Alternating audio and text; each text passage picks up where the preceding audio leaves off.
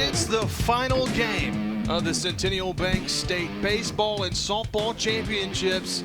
A game that was originally scheduled for Saturday morning. It got pushed to Wednesday today, 3 o'clock due to the weather, and it's the final game of the Arkansas High School baseball season. A lot on the line for the 2A state title. Riverside and Cedar Ridge as we welcome you to Everett Field here at Benton, Arkansas. Alongside my good friend Josh Neighbors, I'm JB Brazil.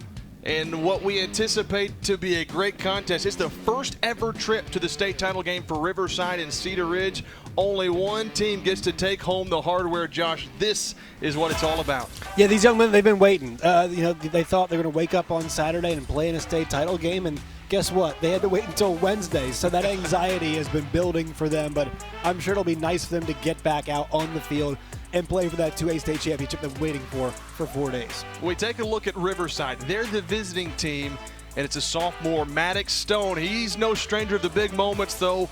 Younger brother of Gavin Stone, so baseball's in the blood. Yep, and he's been fantastic, hitting .388 with 8 two-baggers this year, 23 RBIs driven in on the season, so he's a powerful force, a .505 on base, so he's always putting pressure on opposing defenses. The sophomore going to lead the Rebels, but then for the Timberwolves, it's their shortstop, senior Kyle Province, trying to lead the Timberwolves to their first ever state title. Yeah, he's had a big year and a big postseason. So they're 5 for 11 with 4 runs driven in the postseason, but he's at a 1.408 OPS, which is outstanding. He is a power hitter. He can do a little bit of everything. He's got a .610 on base, so this guy frequently on the base path as well, and also doing a ton of damage with the bat. We had tumultuous weather on Saturday.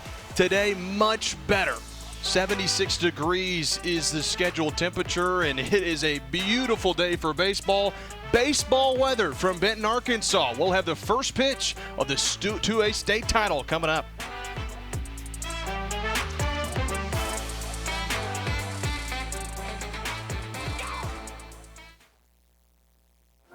Broadcast of this championship game is made possible by... Since 1937, the electric cooperatives of Arkansas have been providing power to homes, farms, and businesses across our state. The cooperatives are member-owned and work together to serve Arkansans. The electric cooperatives of Arkansas proudly support high school students and athletics in Arkansas, and hope you enjoy watching the state championship games on Arkansas PBS Sports. Better connected together. The electric cooperatives of Arkansas. UAMS is a proud supporter of Arkansas PBS Sports. UAMS Health provides orthopedic and sports medicine care across Arkansas, supporting athletes and teams throughout the state. Find out more at UAMShealth.com. 1, 2, 3. A change is happening. Let the groove take over. Which is perfect. The age of discovery is now. When you hear it, you know what it is.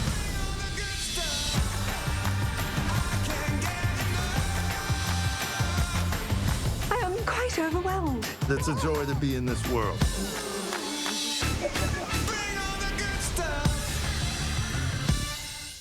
Winrock Automotive supports Arkansas athletes as a sponsor of the Arkansas PBS Sports broadcast of the high school state championship games. With 7 dealerships across the state serving Little Rock, Conway, and Jonesboro, Winrock Automotive is community-focused and provides vehicle sales and service across Arkansas. We're honored to be a part of these unforgettable moments celebrating Arkansas student athletes. Winrock Automotive, connecting communities through service and support.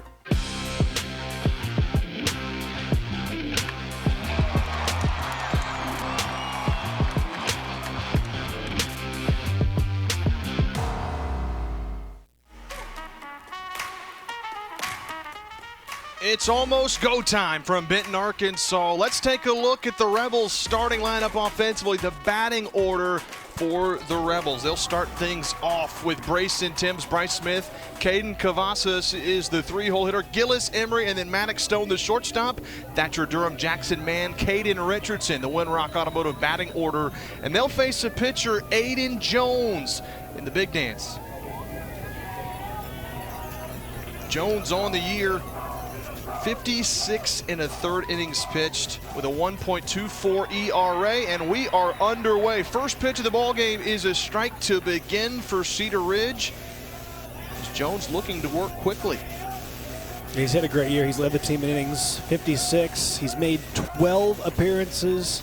11 of those have been starts, so obviously got to rely on a lot. And a 1.243 earned run average coming in. First pitch to Timms, or 0-1, ripped down the right field line. That's trouble. A base knock to begin the ball game. Riverside bringing out the sticks, and it's a leadoff single. Yep, nice job there. Goes with that pitch. Looked like it was up, able to get that thing down. Great contact.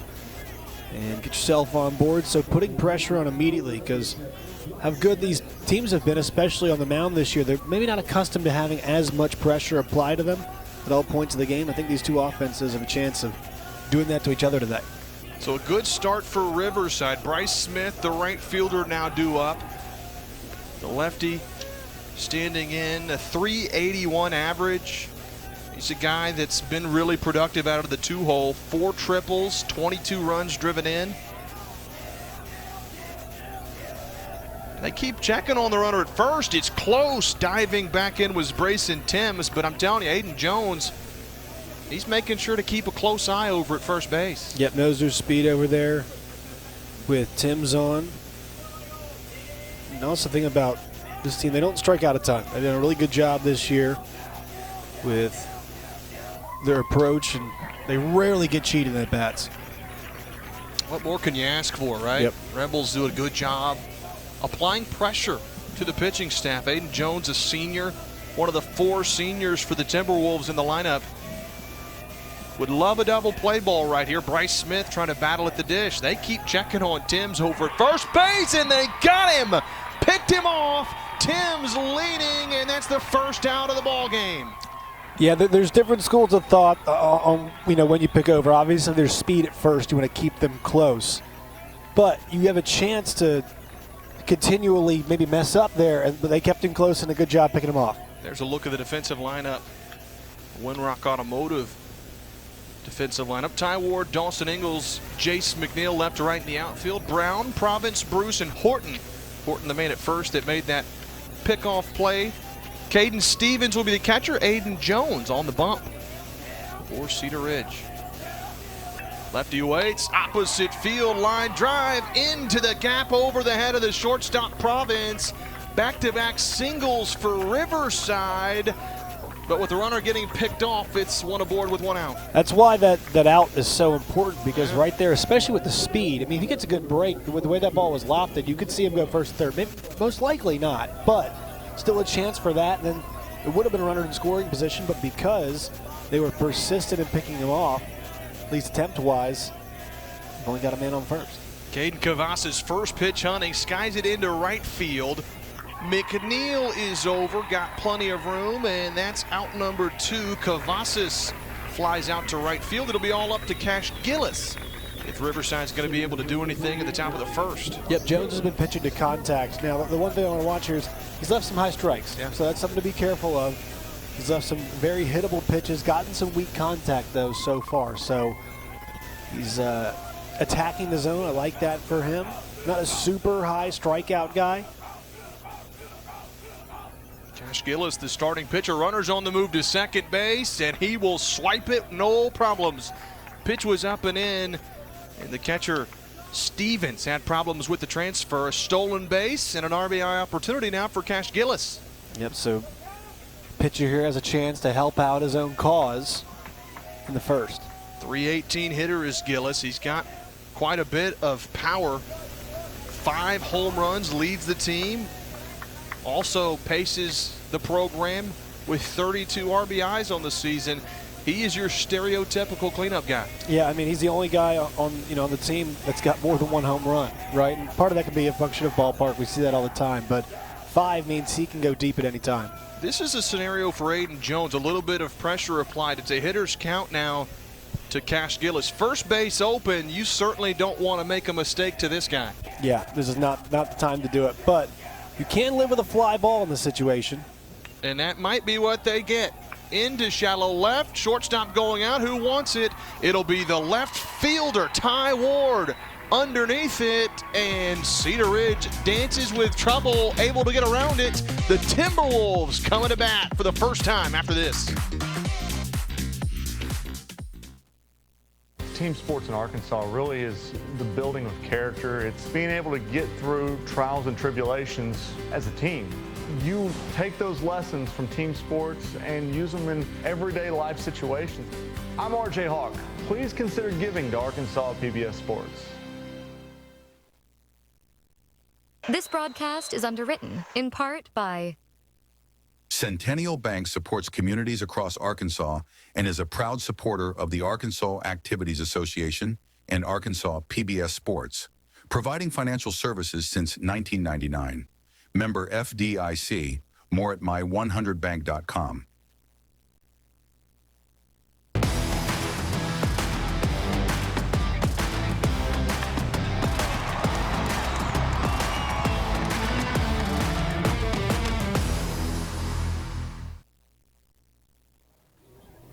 Let's take a look now at Cedar Ridge's batting order to begin. Kyle Province, our feature player to watch, will lead things off. Aiden Jones and DJ Brown to follow, and then Wesley Horton will bat if anyone reaches out of the cleanup spot. Ty Ward, Caden Stevens at 5 and 6, and then McNeil, Bruce, and Ingalls will round out the Windrock Automotive batting order for the Cedar Ridge Timberwolves. 24 and 6 on the year, and boy, they'd love that big number 25 to bring home the first ever state title back to Newark, Arkansas. They will face the cleanup hitter for Riverside previously that ended the last inning. Cash Gillis will be towing the slab for the Rebels. Gillis, he's a guy with really good stuff, good numbers. 25 and 2/3 innings pitched, and he had to be the guy. After Zane McClure went down, he was the go-to guy. McClure goes down in the postseason. Boy, next man up, and Gillis is given the ball. 25 and 2/3 innings, 4.36 ERA for the righty.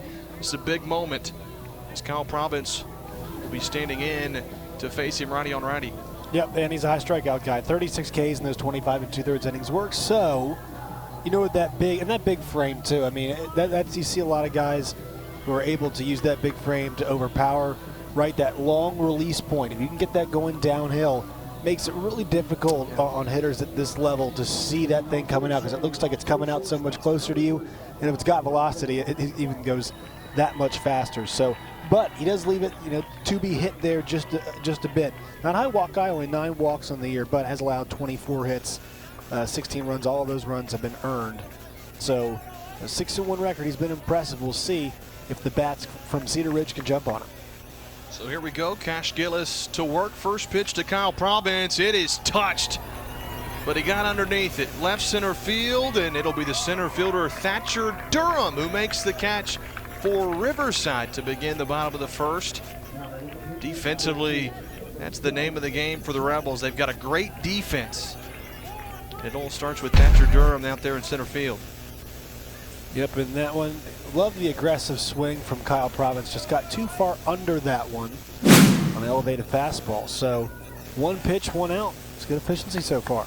It's a great start for Gillis. He'll take that. Aiden Jones, the starting pitcher for the Timberwolves, is due up, batting out of that 2 spot. Aiden Jones on the season, batting around 500. Some pretty good numbers from that right side. A good pitcher too. Man, production aplenty. 32 singles on the season, 2 home runs, 42 RBIs out of that 2 spot. That tells me guys on the bottom part of the lineup are getting on too. Yep, they're able to produce. One thing to watch here, pitch count. The average outing for Gillis lasts just under about 3 innings by my math. So if they can run that pitch count up, obviously that first out helps a lot. Sure. Then coming back here, you got a 3-0 count. So that'll be something interesting to watch, because he's been strong this year, but he has not necessarily gone super deep into games. You got to imagine Maddox Stone or Thatcher Durham. Those are going to be either the 2 guys that will be coming in after Cash Gillis is done. The coach is hoping that Gillis goes the whole distance. Certainly not his MO. 3 balls, 1 strike, though, to Aiden Jones. High heat, and he got the swing and miss to run the count full. Gillis wasn't going to get him first base too easily. No. And another part, going back to the pitching, is that they've had rest, right? So they've basically had, I forget when their last games were, but I mean, it's been at least a week's rest, right? So everybody should be ready to rock and roll pitching-wise today. The payoff pitch misses downstairs, so the Timberwolves will have their first base runner of the ball game. A good take from Jones, who's going to play at Central Baptist College for my good friend Coach Aaron Brister out there in Conway. Jones's father's a volunteer assistant and also a preacher in Batesville, Arkansas. Love that. The good values there on first base, right? That's exactly right. They're hoping, Cedar Ridge is, that he'll come around to score this inning. DJ Brown, the third baseman for the Timberwolves, due up now. The first pitch with a runner on the move is a strike. The throw is late. Jones, good speed, and the Timberwolves have a man in scoring position as well. Yeah, he was booking because this was a great ball to throw on, right? If you're the defense, I mean, you love that. But he's head down the entire way. Times up that slide really well. That's a good ball to throw on. A really good throw, too. That's just a bit too much speed there coming from first. They ended up ruling that pitch just a little bit out of the zone. Both pitches have been close from Cash Gillis. Now they do rule it a strike, so it is 1-1 as that one misses. Yeah, I think that's why Brown seems a little upset. He's frustrated at the time because that was a good pitch to swing on, right? I'm not sure if it was a called hit and run, but kind of left his buddy hanging out there. Good pitch from Cash Gillis. Fastball, outer black, down around the knees, and it's 1 ball, 2 strikes to DJ Brown. He's going to have to protect.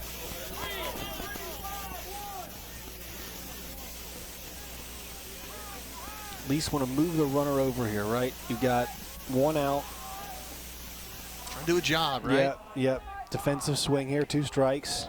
Boy, a good pitch from Cash Gillis. Goes fastball, a little bit elevated. Brown, with those quick hands, able to fight it off. Yeah, sees it late there. Good job trying to shoot that thing the other way. It's a good 2-strike swing right now.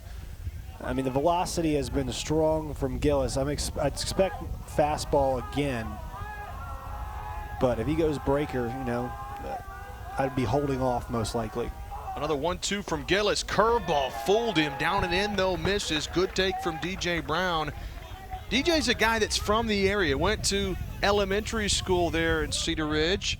Moved away, went to Batesville Southside. Now he's back, and he has been a huge part of the program for Coach Kevin Arms. 2-2 fastball just below the knees, and now the count's full to the 3-hole hitter, DJ Brown. It's a great at bat right here. You think about that pitch, 1-2, says, all right, we're seeing breaking ball, we're taking, then takes low fastball, and now counts full. Runner at second base gets the lead. Payoff pitch, fouled away. Good challenge from Gillis, and Brown, he's hanging tough. That's a great pitch, great location. Yeah. Brown just up to the challenge there. Needs something that's a bit more middle in. That's a tough pitch to hit outside, JB. That's a really difficult pitch to do something with. No kidding. Brown with that closed stance, waits another payoff pitch, laces it to the left side. That's a base hit, station to station for Cedar Ridge. That's their first hit of the ball game, and the Timberwolves have runners at the corners with 1 out.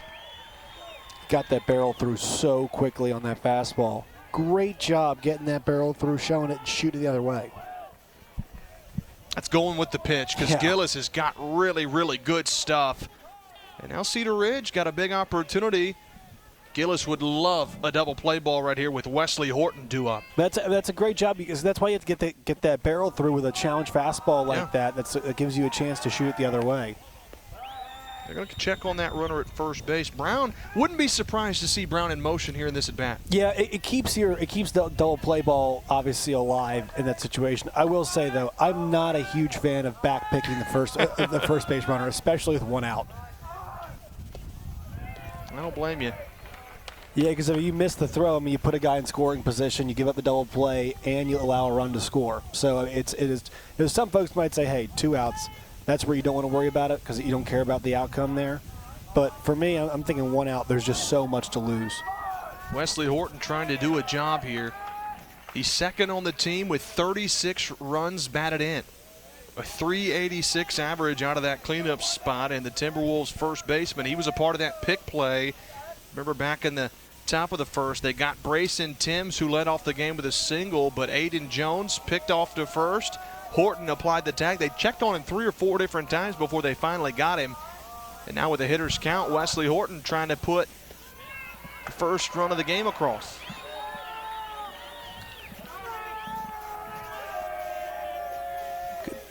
Good patience here. I mean, I'm taking if I'm him. No question. That's a good call. Wesley Horton likely taking all the way from Gillis. 3-0, curveball misses, and that's one of those two where you didn't have to give in. Bases will be loaded now. Force at any base with Ty Ward, the left fielder. You kind of pick your poison, though, a little bit because Ty Ward's a good hitter, too. Yep, and the other thing you've done is you've run up that pitch count. I mean, this has been a really successful offensive inning as we're seeing the meeting at the mound now. They're going to talk things over. Riverside running into some problems.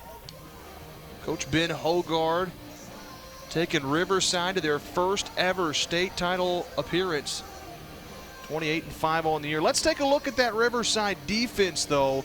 Windrock Automotive defensive lineups. Cavazos, Durham, Smith are left to right in the outfield. Richardson, Maddox, Stone, Brayson Timms, and Tucker Emery from left to right on the infield. Jackson Mann's the catcher, and Cash Gillis on the bump for Riverside, and a jam early here in the bottom of the first.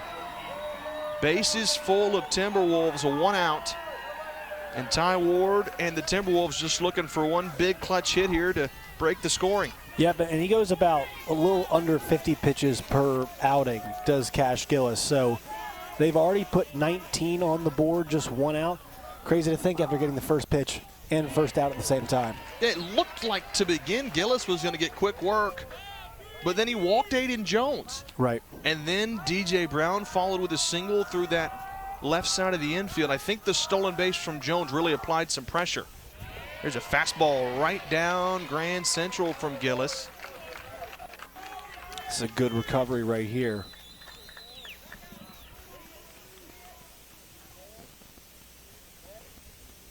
Looking to battle at the dish. Ward. Strike 3 called.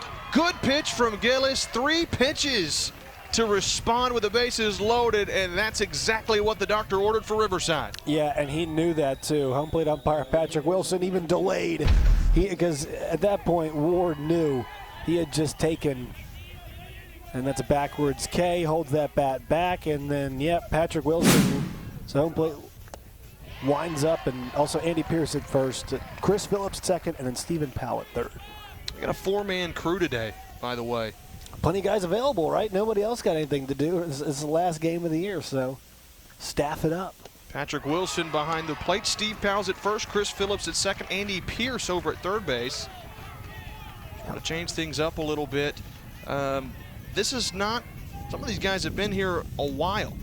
As the 0-2 pitch from Gillis, and he strikes out Caden Stevens, rising to the occasion, and Riverside walks out of the inning unscathed. We're scoreless after 1.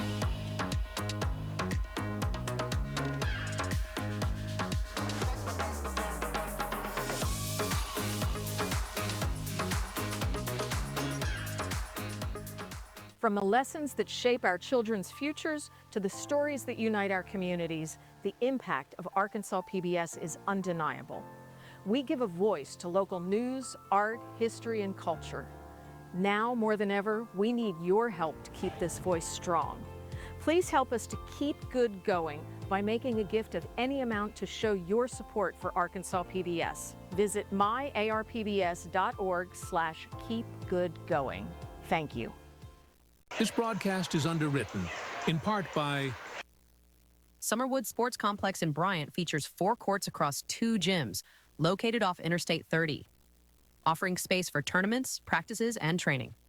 Proud to support the Arkansas Activities Association and Arkansas PBS.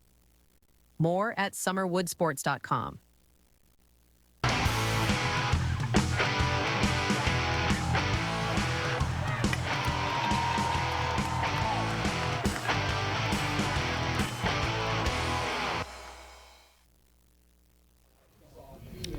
Arkansas PBS Sports is supported by Wendy's. One of the menu choices is the Salted Caramel Frosty. Availability may vary by location. JB, that sounds really good. On a day like today? Wendy's is always one that's an option, right? Oh, yeah. You got to. You got to go pick up some Wendy's. So if you're on the way to the game, or maybe you're not going to the game, you're watching at home, it might be time to stop, take a break, and head over to Wendy's. I'm gonna hit that on the way to Fayetteville this weekend. There you go. For Riverside, they'll go with 5, 6, and 7 to begin the top of the second. Talk about flirting with danger, but able to work around it. Bases loaded, 1 out. Cash Gillis, man, ice in his veins to get 2 strikeouts. Well, Houdiniac there. I mean, it was impressive. He went backwards K and then just power ball on the next one. Three straight pitches. Location was good. Velocity was good. I mean, that was a meet. And also, that mound visit really clearly kind of locked him in there, I'm not sure if it was nerves, but whatever it was, he kicked that to the side, able to get out of it. And both teams have worked their way out of, that was a jam, but runners on base. Sure, pressure for sure. This is a Riverside team that was ranked #1 of the Super 7 since spring break. They've been on a tear. They've had some good wins, beat Woodlawn twice, and that's a very dominant Woodlawn program. Coach Richardson down the way. Valley View and Brooklyn, they also beat both of those teams. Those are 2 state title teams. Valley View won the championship. Brooklyn made it to the championship game and lost in a historic fashion. The 0-1 pitch is popped up foul and out of play, and it's 0-2. So Aiden Jones getting ahead of Tucker Emery, the 5-hole hitter for Riverside. Tucker Emery on the season, a 281 average. Curveball got him looking. Great pitch from Aiden Jones, and Emery knew it. He was headed straight back to the dugout. Yeah, typically you'll see somebody run by and tell their teammate something. Not much to say there on that one, because that's a perfectly placed bender. I mean, great action on that one, and then ends up in a perfect spot, too. That's just an excellent pitch by Jones. Wow, Tucker Emery knew it. Automatically headed back to the dugout. First pitch swinging from Maddox Stone, our feature player to watch. Couldn't catch up to the heater. This man comes from the game of baseball. A lot of history there. Gavin Stone, part of that 5-man rotation for the Los Angeles Dodgers, a World Series champion. His older brother, boy, those are some big shoes to fill, but Coach Hogarth said that, man, I'm going to throw it out there. Maddox Stone might be a better fluid shortstop than Gavin would. Both can pitch and play short, but Maddox is a raw athlete.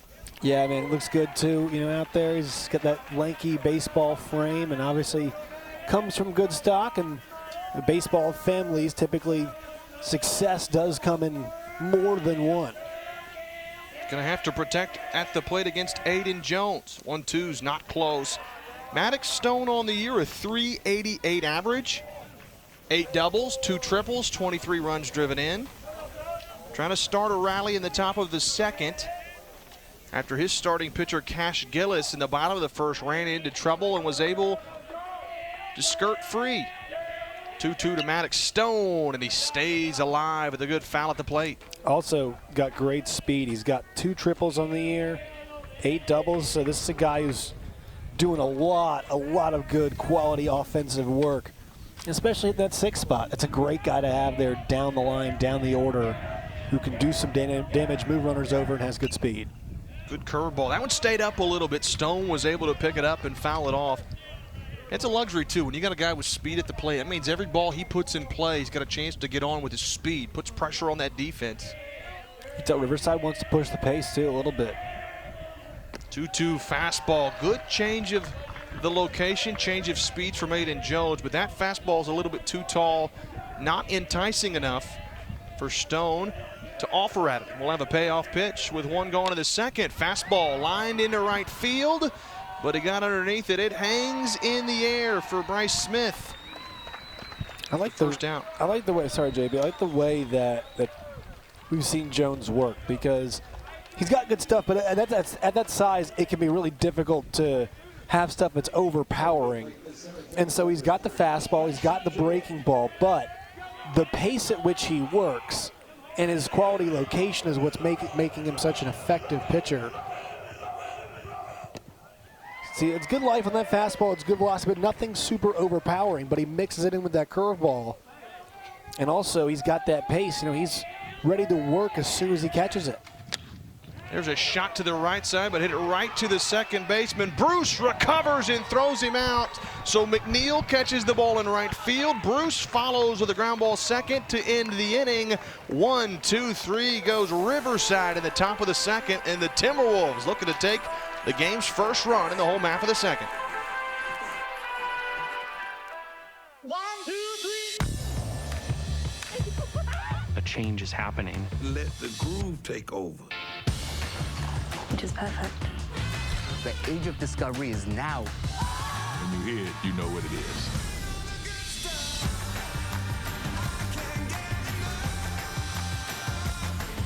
I am quite overwhelmed. It's a joy to be in this world.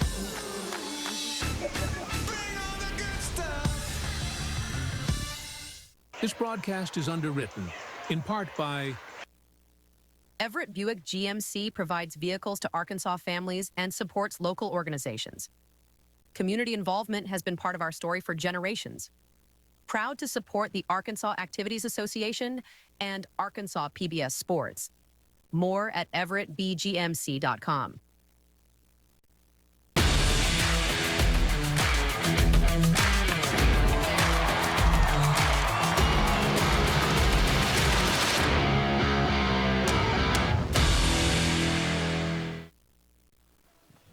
DVD copies of the state championship games are available from M&M Productions.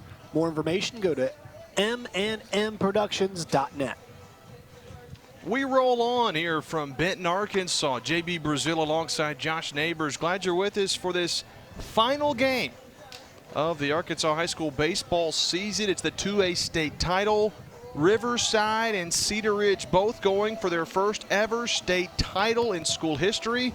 And they've already made history. It's the first ever trip to the big dance. And for Cedar Ridge, it's head coach Kevin Arms. He's been around the game a long time, knows a thing or two about baseball. He's just excited to get these guys here.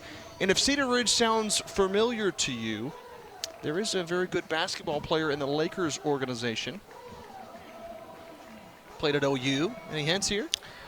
His brother was a really good player. He also, this young man, played at Wichita State. That's right. As well before he went to Oklahoma. That would be one. Austin Reeves. That's right. Spencer Reeves' brother, also from Cedar Ridge, naturally. Good basketball for sure, but good baseball players as well. So a good little history. Both organizations, so both schools, has some professional athletes that went to their school, and at the smaller level, you don't always see that. So Austin Reeves, NBA player, played for Cedar Ridge and Coach Arms, and then for Riverside, it's Gavin Stone pitching for the Los Angeles Dodgers, played for Coach Hogard. Jace McNeil leading things off here in the bottom of the second against Cash Gillis. Good arm slot movement, pulled the string, and he's ahead of 0-2 now. Gillis on McNeil. Yeah, good job, too, especially going up against the lefty to get that kind of a swing out of him. That's a really nice take from McNeil. Gillis trying to go up and away with a fastball, but a nice take. He lays off. And pitching really has been the bedrock of the run for Riverside since their last loss on May 9th. 14-0, 10-0, 5-0, and 3-2. So only 2 runs allowed in their last 4 games. Wow. But again, a lot of that due to McClure, right? Who was their everyday guy, goes down with injury. 1 ball, 2 strikes to Jace McNeil, a .210 average, 373 OBP, and he's caught looking. Ring him up. Home plate umpire says strike 3. McNeil's the first out of the bottom of the second. Yeah, you see guys at this level, I mean, if you command 2 pitches really well, and sometimes you can be effectively wild, but if you command 2 pitches really well, you're going to be in great shape. And that breaking ball coming directly over the top. You know, for a lefty, it should be a bit easier to track, but that thing, it traveled along the rainbow there and ended up in the zone. First pitch swinging for Lawson Bruce, the Timberwolves second baseman. That's 3 straight strikeouts for Cash Gillis. Had bases loaded, 1 out, and got back-to-back strikeouts to end the bottom of the first. He strikes out the first batter in this inning, and Gillis trying to get in a groove. Coming into the state championship game, had 36 strikeouts to 9 walks, and boy, he is showing his pitching prowess Needed to, right? In a game like this, this is the final game of the season. You got to have your best. Yeah, and Cedar Ridge needs to find something to disrupt the rhythm, because right now it looks like Gillis is, although as he just tosses it over the sketcher, but it looks like he's starting to find that rhythm just a bit, and especially the fastball. It's that overpowering, the breaking ball. It's that intense, I should say. Got to find something to break that up. It's 2 balls and 1 strike to Lawson Bruce. Trying to lay down the bunt to that right side. Pitcher Gillis got time, throws to first, dangerous. It's too tall for the first baseman. Kind of into the path of the base runner too, so he had to reach over, did Emery. He could not make the catch. Pressure applied for Lawson Bruce and the first base runner of the second. Hey, one way you can get a pitcher off his rhythm, make him field his position. Sure. PFPs, we always talk about it, right? A lot of times going down the line, but also you got to field your position. And that angle there, it's tough because he's obviously a righty. So he's got to make that throw closer to the line. So he's got to throw it to the left from that right side. It's a tough throw. Should have been caught, but I think it's a great choice there going with the bunt, making something happen, putting the ball in play, and now they can put some pressure on. Dawson Ingles, first pitch, pops it up right side. Brayson Timms is there. He's got a bead, and he makes the catch for the second out. So Timberwolves trying to apply pressure. That's what Gillis wants, quick outs. Now 2 are down for the top of the lineup in Kyle Province. Yeah, Ingles definitely wishes he had that at bat back, because you got to think there. In that situation, you've got 1 out and a chance to turn the lineup over to, Kyle Province, who's been fantastic, but you're trying to do something productive there. At least move him over if we can get to 2 outs. Now it becomes tougher to score the run. Kyle Province, a .494 hitter. Well, he's a guy that can wreak havoc. Province, shortstop, leadoff hitter, game-winning hit against McCrory in the 8th. His dad played baseball at Central Arkansas, where the state championships were held up until inclement weather and the downpour of rain caused things to move from Saturday. But Coach Arms talks about Province, says he might be the best shortstop he's ever coached. We couldn't get Steve East out there for one more on a Wednesday? I think his retirement will do him well. Longtime SID at Central Arkansas. 2-0 pitch up and in to Kyle Province. 3 balls, no strikes now. Kind of figured this at bat he'd see more pitches. Back in the first inning, he only saw 1. And not that he got cheated in that situation. I mean, he got under it too far, but he needs to work a count, find something that's his pitch. I would give him green light here, 3-0. We'll see if he gets green light. Takes a fastball outer portion. So now it's 3-1. Likely going to get a green light here with Aiden Jones on deck. Look at that hat of Cash Gillis. Man, he's played some baseball over his years. A lot of dirt on that hat. You love to see it. Well, it falls off, too, because all the hair he's got. 3-1 from Province is smoked foul down the pull side. Yeah, you're right. Cash Gillis, there's a good look at it. Yeah, that's good lettuce. That's right. Baseball hair, right? Yeah. I love his battle, too. This is power on power, right? I mean, if Gillis wants to go breaking ball here, he can, but I mean, I'd be afraid to leave it in the zone. Something in fastball. Province challenge, fastball, swing and a miss. Gillis wins the duel, and he strands a base runner. We've played 2 from Benton. It's scoreless in the 2A state title game.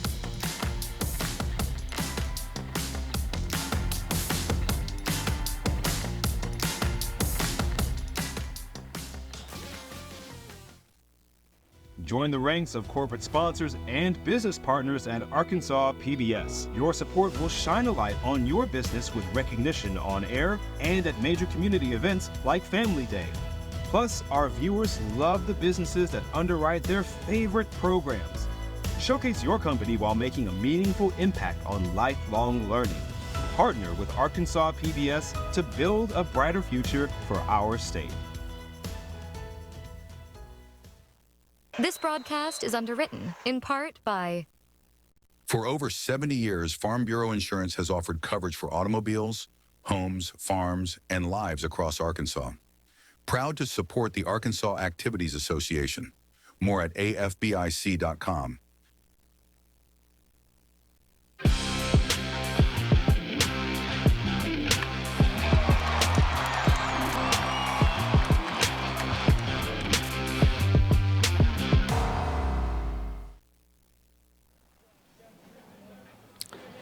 Time for a trivia question. 7 championship games have gone at least 10 innings. What is the longest baseball title game in state history? Ooh, that's a good question. Well, I think for those of you that have been watching state championships this weekend, you might have a leg up. I don't know. We'll see. We'll get the answer to that question in the bottom of the 3rd inning. Well, we hope you've been watching this weekend regardless. The Centennial Bank State Baseball and Softball Championships, always a great time, great challenge. As a matter of fact, every single baseball game, the ones we broadcasted and the one that was Rogers and Fayetteville up in Northwest Arkansas, every single game has come down to the wire where there's been at least the tying run at the plate. We've not had one blowout yet. Yeah, that's what you like at a sport like baseball, right? It's just such a chance for, and you play one game, right? This is kind of a sport at the higher levels that's built off of series, but at the high school level, it's not. And so it's fun to see, that one game, anything really can happen when you've got the best on the best. Aiden Jones out to face the 8, 9, and 1 hitters. Jackson Mann first pitch swinging, and he skies it out to Jace McNeil in right field. So 1 pitch, 1 out in the top of the 3rd, and Aiden Jones will take that all day long. Aiden Jones is just a baseball player, you can tell. He's just, because of his size, his stature, and everything. I mean, he's a guy that knows pretty good, as we see head coach Ben Hogard there. Ben Hogard, been around the program quite a while. Coaching Maddox Stone, Gavin Stone. Good program down there in Riverside. Hard to believe they've never won a state title. This is just their 4th ever trip to the semifinals. They finally made it. They made it 95, 2015, 2017. They finally won it this year, and they've made it to the state championship game. Coach Hogard speaks highly of the program.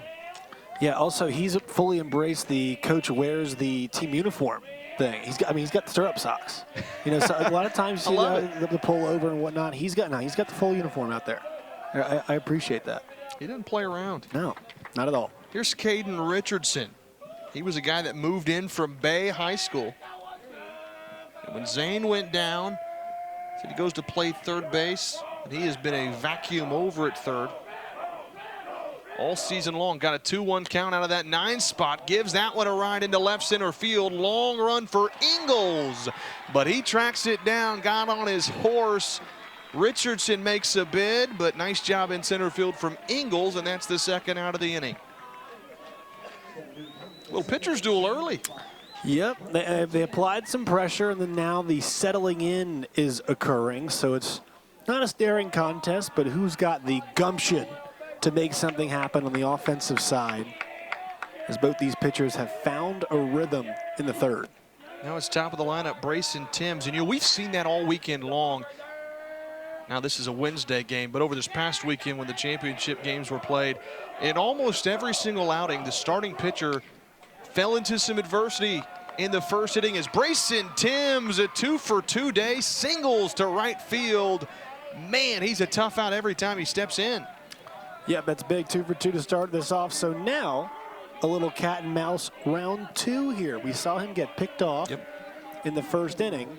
He's on with 2 outs. So I wonder how aggressive. I think here you probably don't get too aggressive with the lead because you don't want to take the bat out of Bryce Smith's hands with, the fact he's already got a hit and also you're at the top of the order. We'll see what they elect to do. Bryce Smith, he does have a good bat. You're right. 22 runs driven in, a 381 average. But Timms has great speed over at first.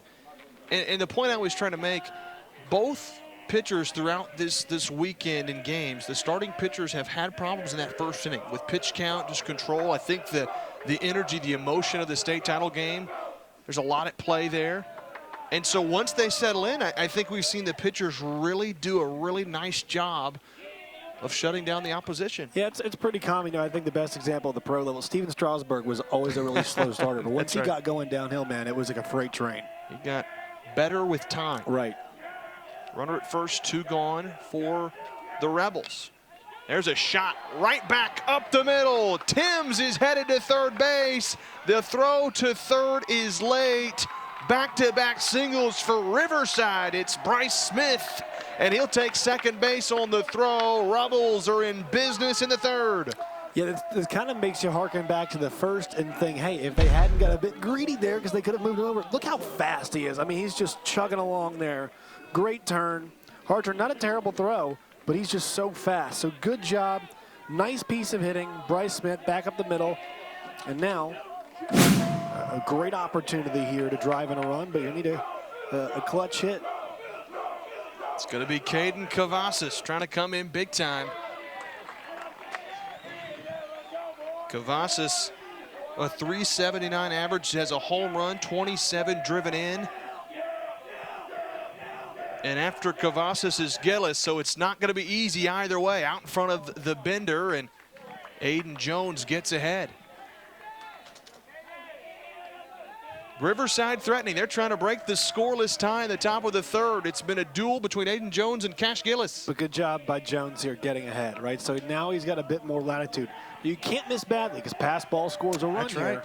But a bit more latitude, 0-2. Goes fastball challenge, and he struck him out. Aiden Jones flirts with trouble, but he's able to squirm free. Still scoreless through 2.5. Jones is fired up for Cedar Ridge. Yeah, look at this. Fastball slides across the zone, goes breaking ball, then there's fastball. Easy way to get you out of the inning. 1, 2, 3 there.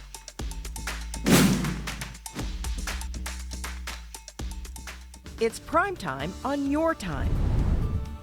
Get more of your primetime favorites each weekday starting at 1:30 following our PBS Kids programs. Catch up on all the programs you love, including Exploring Arkansas, Nature, Antiques Roadshow, Arkansas Week, British Favorites, Mysteries, and more, beginning at 1:30 p.m. Monday through Friday. See the full schedule and all the ways to watch at myarkansaspbs.org/watch.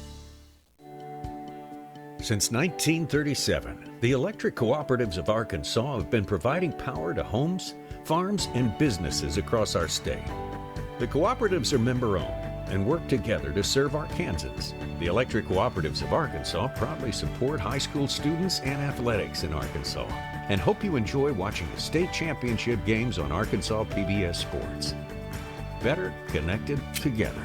The electric cooperatives of Arkansas.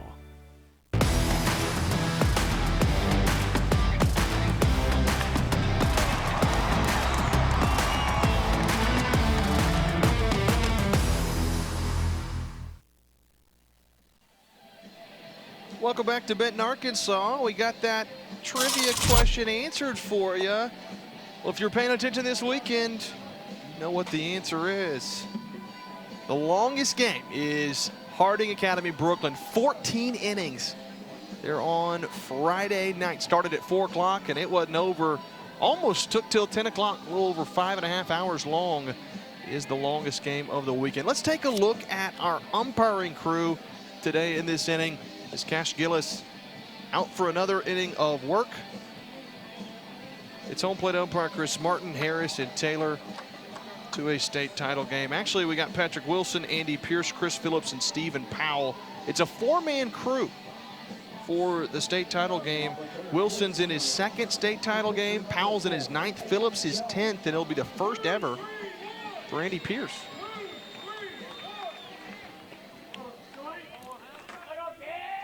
So let's see if Gillis can keep this thing going. Pitch count 42, so this is a round where he's, his starts have ended, but he looked really strong. And another really good curveball there. He's got 2, 3, 4 coming his way. Cash Gillis has been lights out. He's a guy that mixes his pitches very well, keeps them off balance. That's the name of the game. 0-1 Gillis, fastball up and in. It's Aiden Jones, DJ Brown, Wesley Hort, 2, 3, and 4 due up for the Timberwolves. Still looking for the game's first run. Jones walked his first time up, but these 3 hitters here all reached safely. Jones gives that one a ride, skies it to straightaway center field. Durham is there, and he makes the catch for out number 1. Yeah, I love the way he started the work. He's got the 2 walks, and the hit allowed. Man, he's just got that fastball's overpowering, and when he locates that curveball well, it's just, and both these guys are fastball curveball. Now you see the fastball the other way, a bit more movement for Jones. This is a bit more of a pure 4-seamer that we're seeing here from Gillis. And Coach Hongard talked about starting Gillis. You know, McClure's down, but they go with Gillis. He pitched against Cedar Ridge on Good Friday, had 12 strikeouts against the Timberwolves, and they want to go back to that arm. That's why he got this start today. 1-0 pitch, popped him up. Left side, shallow left. In comes Cavazos. He's got room. 2 gone. Gillis pitching to contact here in the bottom of the third. A complete package today. I mean, he's had the stretches where he's gotten that weak contact. There's not been much hard contact in this game. I mean, everything has stayed in front of the outfield. He haven't had to move too far. So, and Gillis, this has been his most efficient inning that we've seen, at least to this point. 5 pitches, 2 outs. First pitch, Wesley Horton laces that one right back up the box and into center field. A 2-out single for Wesley Horton. That ball was smoked. Yep, as soon as I say there hasn't been much strong contact, we get a ball that's absolutely roped into center field. This is a really good, that's a nice piece of hit. That's a great swing too. Strong, sturdy swing. Great base. Clubs that one in. So 2 outs, and we've seen it. JB, you and I have done a fair share of baseball games together. Yeah. Nothing's happening. 2 out. The pitcher seems to be cruising. All of a sudden, the train gets off the tracks a bit. So just got to put pressure on, and there's a little bit there. Things can change quickly. First pitch to Ty Ward, skies it to left. Cavazos camps underneath it, makes the catch, and they strand the 2-out single. Cash Gillis, he's rolling. It's a pitcher's duel. Aiden Jones and Gillis in a dogfight in Benton, Arkansas. I love it. We're on the precipice of a great discovery. I love it. Welcome. Whoa, Nelly.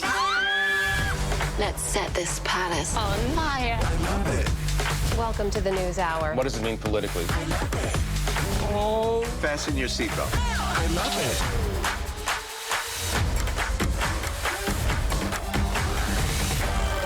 I love it. Delighted to hear it. You make a good team.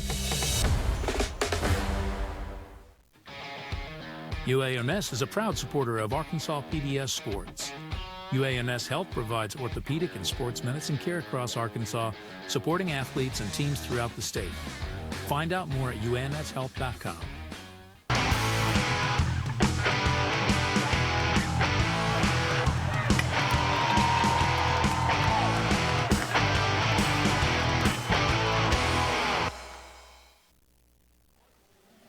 Time for our Arkansas PBS Student All-Star. It's Hayes Hulse of Southside B Branch. He is a shortstop and a pitcher. He is a junior. He's got a 4.1 GPA. Wow, I wish I had that. At one point, he plans to pursue a degree in HVAC and own his own company. Hayes Hulse, great picture there too. On the run, little Jeter action. Sunglasses on there too.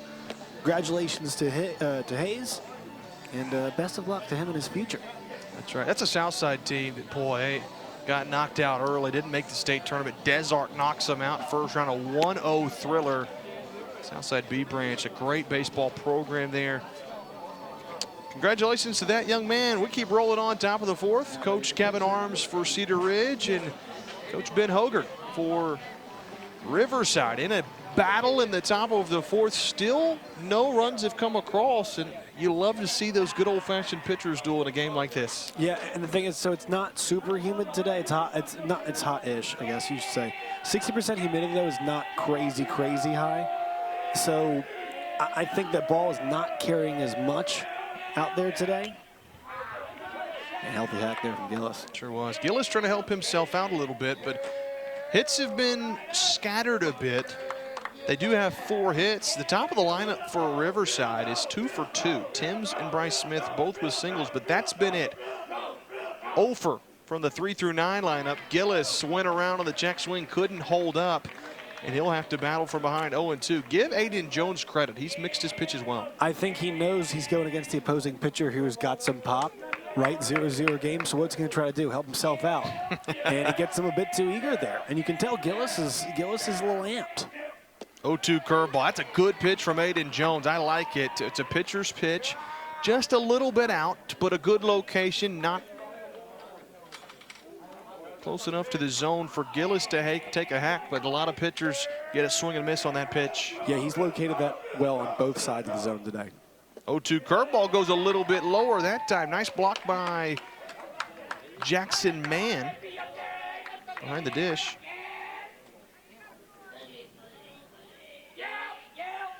Excuse me, Caden Stevens. 2-2 to Gillis, rolls over left side. Third baseman coming in. Brown with a throw across, and they got him. Nice job charging in. 5-3 on the putout to begin the top of the fourth. That's a great job from Brown, because that can be tough to play, right, off the turf. Typically they tell you to come and get it, so then he does. So he waits for the initial hop, then reads it and makes a great play. They always say, do not let turf be the one that kind of decides how a ball, don't let the ball play you, basically. So he waits for that big hop, plays it low, carries momentum, and gets out Gillis. That's a big first out for Aiden Jones. First pitch, Tucker Emery smokes it, but right to the first baseman, Horton. Wesley Horton steps on the bag, and just like that, there's 2 gone in the top of the fourth. And Jones, so it's not a super high strikeout situation, right? And they've gotten to it early, but he's done a really good job of getting ahead. I mean, he's rarely had to recover from being down in the count in this game, and so he's been able to dictate pace, especially with the way he works. Once again, not overpowering stuff, good location. He's playing this game right now on his terms, and so that's why this looks like almost a conductor conducting an orchestra. First pitch to Maddox Stone. Coach Hoger talked a good bit about his young shortstop. He said he sees Gavin in it. Hits balls so hard. He's got a chance to play both ways, says Coach. Got a bright future, and he rips that one right back into center field. A 2-out rally is what Riverside's looking for. 5th hit of the day for the Rebels, and Stone gets things rolling here in the top of the fourth for the Rebels. Great approach, natural swing, right? I mean, that's just not trying to do too much with it. That ball is right up the middle, and it's an effortless swing in that situation from Stone. And yeah, got a chance to go both ways. Young player too. He's got plenty of time to develop and get bigger as well. Certainly a bright future. Thatcher Durham, first pitch, lines it to center, but Ingalls was on the march, and he comes in and snatches it to keep any damage from coming across. 3.5 gone, and Benton still without a score.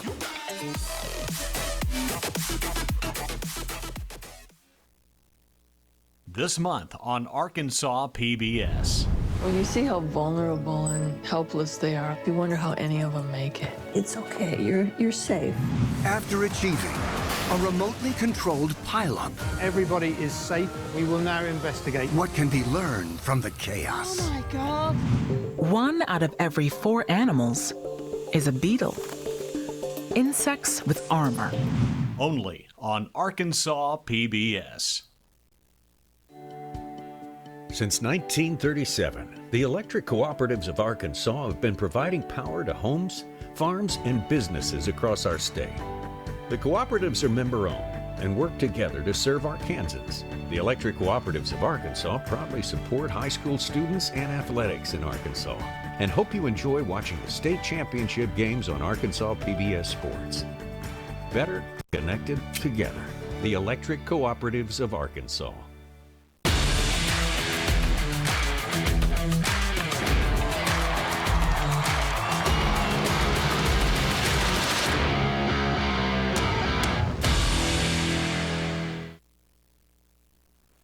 Scaffolding support for this broadcast is provided in kind by Legion Scaffolding. For more information, visit legionscaffolding.com.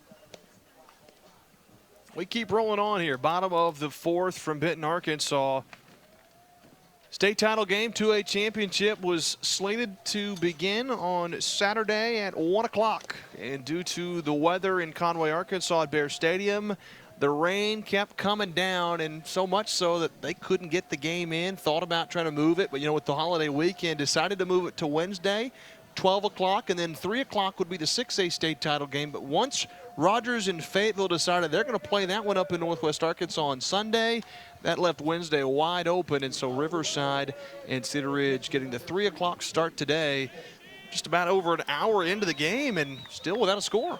Yeah, no, I'm glad my best ability is availability, JB. That's what has allowed me to be here with you today. That's right. You know, so and I'm always down to call some baseball with you. It doesn't really feel like work. So this game's been awesome. I love the way these two pitchers have worked. Gillis has found that rhythm higher on the strikeout side. And then Jones is more of that pace, kind of almost Chris Paul, if you will. Sure. Kind of the way he orchestrates the game. So two different approaches, both incredibly effective so far. I've liked it. I always enjoy getting a call with you as well, my friend. We want to wish Kevin Bohannon, K-Bo, well, under the weather, couldn't be here today. He was scheduled to call the game with me, but something's going around, and unfortunately he was unable to be here. But I guarantee you he's watching the broadcast. Kevin Bohannon, wish you were here. 2-0 swing and a miss. He's got to rest up for his Drive Time Sports appearance. That's right. It's gotta be That's right. There's a lot of regional baseball going on this weekend, NCAA tournament, so I'm sure he's gearing up for that as well. 2 Arkansas teams in it. That's right, Little Rock. The Trojans, the 8th seed in the OVC, did what many would consider the impossible. Yeah. The longest route, scaved off single elimination round, and then went unbeaten. 2 complete games from Jackson Wells and Jack Klein. There's a shot to center field, looping, but it'll be Maddox Stone going back, and he snatches that one off the bat of Caden Stevens.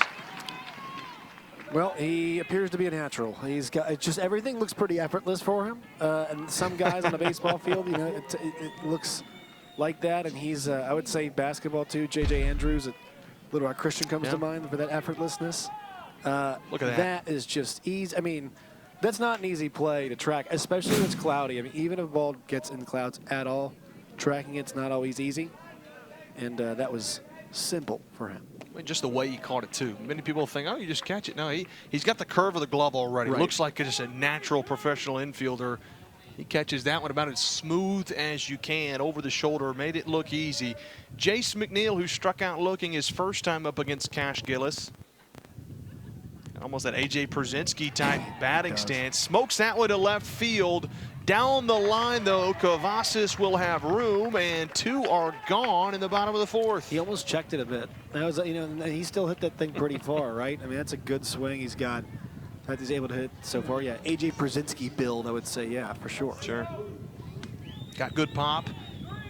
Now it brings up the 8-hole hitter, Lawson Bruce, for the Timberwolves. It'll be all up to him if the Timberwolves are going to have a 2-out rally. They've had a base runner on in each of the first, second, and third innings.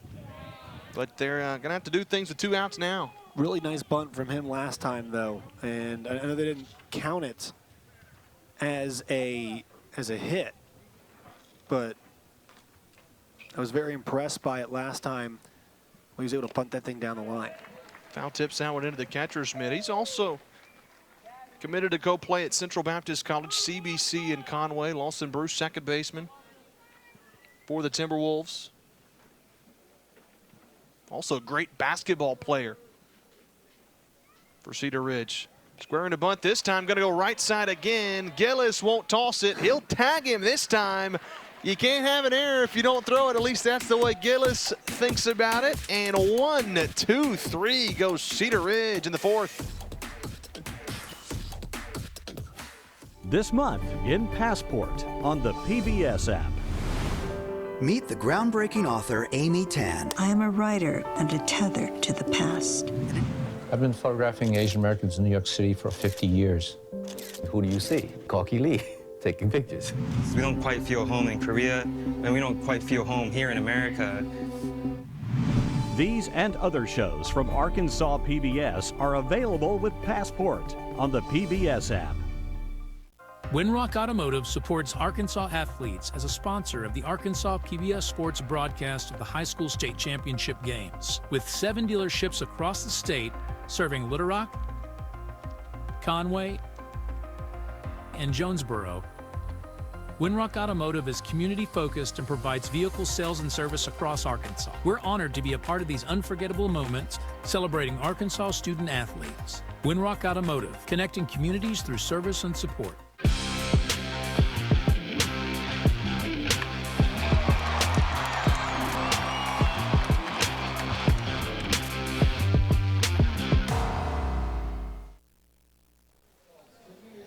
Well, it's hard to believe it. Already the top of the 5th inning, still scoreless, but here's how things got rolling. Cedar Ridge offensively been putting pressure on there in the 1st inning. They had bases loaded, 1 out, but Cash Gillis a couple of strikeouts to get out of it. And then in the 2nd inning, good job bunting this one down. Bruce able to reach at first base. They were able to put a little bit more pressure aboard, but nothing doing for the Timberwolves. And then Riverside had a chance as well, but it's been Aiden Jones with the big strikeout, 4th inning. Saw Riverside putting some pressure on as well. So far, though, nobody's been able to scratch across a run for Riverside. They've had 5 hits. The Timberwolves only have 2, but both pitchers have been able to scatter things. Well, it's nice to come into this game because all of your arms are rested, right? And they have not played in a week for both these teams. But guess what? They've only needed 1 arm apiece. As we get another first pitch potential out. Lined it into center field, or skied that one. Jackson Mann to Ingles out there in center field, and that's the first out of the top of the 5th. 9-hole hitter Caden Richardson rolling up, but man, this game's going pretty quickly. Well, yeah, it's booking along. Nobody wants to score a run, JB. Nobody wants to. These teams might need to slow down their approach. Wouldn't be surprised. I want to see somebody try and maybe bunt on the Riverside side of things because they haven't attempted that. Just put the ball in play. A lot of these outs have come via fly out for Jones, right? I want to see if Riverside can put the ball on the ground more and then try to make that defense work in a different kind of way. This is a big at-bat, Caden Richardson against Aiden Jones, because top of the lineup's due neck, and in the 1 and 2 spots, Brayson Timms, Bryce Smith, they're 2 for 2 today. They've had 4 of the 5 hits out of that top of the lineup. So if Richardson gets on, that puts a lot of pressure for Aiden Jones. It's a great call, JB, yeah, because those guys have been so good so far, just making something happen. We saw them go 1st to 3rd, right? Because especially the speed, if they can get Tim's on, he is electric on the base paths. He'll have a hitter's count. Aiden Jones, got to be careful to Caden Richardson. 294 hitter. Fouls that one at the dish. Richardson kind of been more of a spot duty over of late. Richardson's only had 17 at-bats coming into the state title game. Naturally had to come in because Zane McClure went down. McClure was a .430 hitter, 25 RBIs, a home run. So you lose the pitching of McClure, but you also lose the offense. And Caden Richardson, well, he stepped in and have some big shoes to fill, but he's been delivering. Yeah, I mean, especially on the pitching side of things and the defensive side, even more up to the task. Obviously, I think offensively you're seeing it. Just there appears to be a hole in the lineup, right? And I think we, obviously we know why. 2 balls, 2 strikes. Jones trying to get Richardson. Curveball hit sharply, but right to short. Kyle Province, his throw across is on the money. 2 are gone now as we flip things over. 3rd time through the line out for Riverside. Hit sharply, but Province has got a good glove at short. Yeah, it's just an easy play, and it's a huge out, as you mentioned, JB, because you don't turn the lineup over with somebody on base to these 2 guys in Timms and Smith, who have been the offense so far today. So 2 gone in the top of the 5th. First pitch from Aiden Jones to Brayson Timms is upstairs. 2 singles today for Brayson Timms. He got picked off back in the 1st, and boy, if there's a play you could circle, that was huge for the Timberwolves. There's a pop-up right side into the outfield. McNeil's got it. First time today they retire Brayson Timms. We're still scoreless. 4.5 from Benton in the 2A state championship.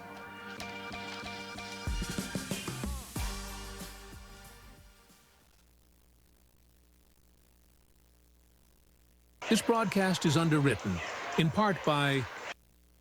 Summerwood Sports Complex in Bryant features 4 courts across 2 gyms, located off Interstate 30, offering space for tournaments, practices, and training. Proud to support the Arkansas Activities Association and Arkansas PBS. More at summerwoodsports.com.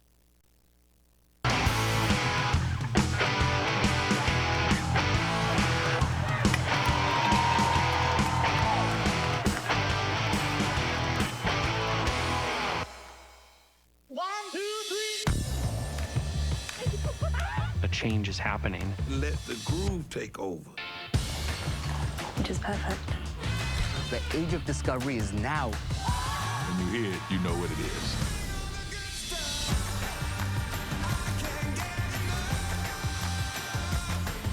I am quite overwhelmed. It's a joy to be in this world.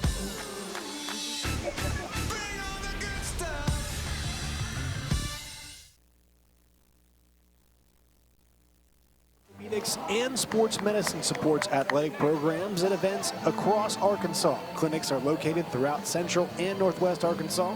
Learn more at umshealth.com. It'll be Cash Gillis out for the bottom of the fifth. Glad you're with us for this 2A state title game. JV Brazil alongside Josh Neighbors. Riverside and Cedar Ridge. It's been a pitcher's duel. 5 hits for the Rebels, only 2 for the Timberwolves. They'll have 9-1-2 due up. Dawson Ingalls, Kyle Province, Aiden Jones. It'll be their 3rd time through the lineup as well. Just trying to apply pressure and bring across that first run of the game. It's just been tough to come by. Yeah, I wonder if they, I wouldn't go top order to start bunting, but maybe Ingalls tries something here. I make him keep fielding the position. I think that's the way to go. Both these teams got to try some small ball because what they're doing right now is not paying dividends. Ingalls going to take on the first pitch and maybe try to work the count. Maybe that's part of it too for both offenses. Just trying to apply pressure. See some more pitches. That's right. There's not been a ton. Aiden Jones only up to 46 pitches thrown. 0-1 rolled over to the right side. Second baseman Timms throws to first with time, and just like that, 4-3 put out to begin the bottom of the fifth. Not much time. That became a pretty close play there, JB. He sure did. I think Timms thought he had a little bit more time than he actually did. Look at him hustle out of the box, Dawson Ingalls. Yeah, he's head down. He's rolling and bit cash on the throw. Just a touch. Grayson Timms said, ain't no big thing. I got time. Kyle Province now batting with the bases empty and 1 gone in the bottom of the fifth. He's 0 for 2 today. Flew out to center field and struck out. Yeah, just needs to find a way to create some kind of offense, get themselves going here. It's the guy Province has been all year. Takes the 1-0 fastball at the letters for a strike, a high part of the zone. Gillis up to 61 pitches thrown now. Coming into the bottom of the fifth inning. Curveball, Province waited on it, smokes that one to deep right center field, but the right fielder Smith got on his horse and he tracks it down. Province made a bid, but good defense for Riverside, and 2 are gone. Yeah, just left a lot of that in the zone, Gillis. That's a mistake pitch, but Province just didn't square that up well enough. A little late, a little timid on the swing. Still good contact, but just not all the way there. If he had, man, that would have been trouble, I think, in the gap at least. So big out for Gillis. He's got 2 with Jones a pitcher up. Aiden Jones, bases empty, 2 gone. He walked and flew out today, 0 for 1 officially. It's Cash Gillis. Both pitchers still. I mean, Gillis going one of his longer outings of the season. Yeah. And he needed it in a game like this. When one of your best arm, your ace McClure, goes down, next man up mentality. Just what the doctor ordered for Cash Gillis. Jones pops this one up. Outfield goes Maddox Stone, and he's got it. And a 1-2-3 go the Timberwolves in the fifth. We've played 5, still without a run. To the top of the 6th we go. Who wants to win the 2A state championship? Stick around. Baseball rolls on from Benton. This month on Arkansas PBS. Hi, I'm Steve Weldon, inviting you to join me for a fun-filled 3-day hike in one of the most scenic national parks in America. Now I'm going further, following a route inspired by the Pan American Highway, a system of roads connecting the Americas. Each week we travel the country north to south, east to west, exploring some of the most exciting gardens. Only on Arkansas PBS. This broadcast is underwritten, in part by Centennial Bank supports communities across Arkansas and is a proud supporter of the Arkansas Activities Association and Arkansas PBS Sports, providing financial services since 1999. Member FDIC, more at my100bank.com.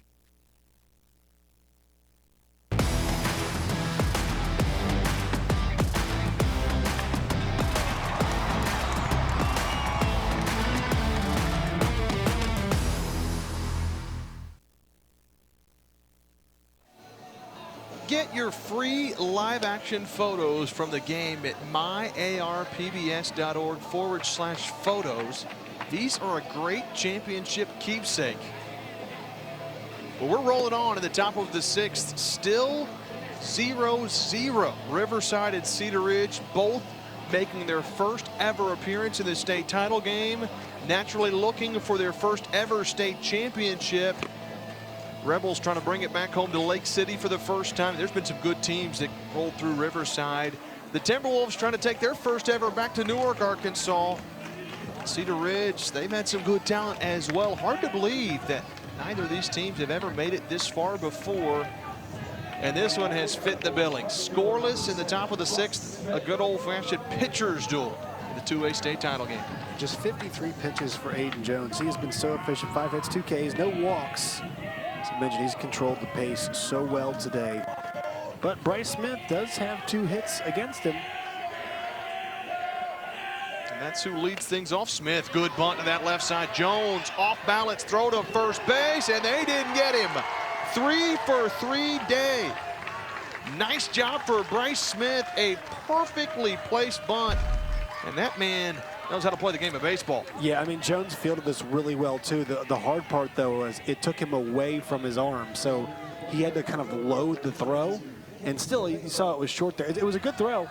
But, I mean, I was wondering when that would happen because Jones is a smaller guy. So he is able to field that position pretty well. He's a fielder, obviously.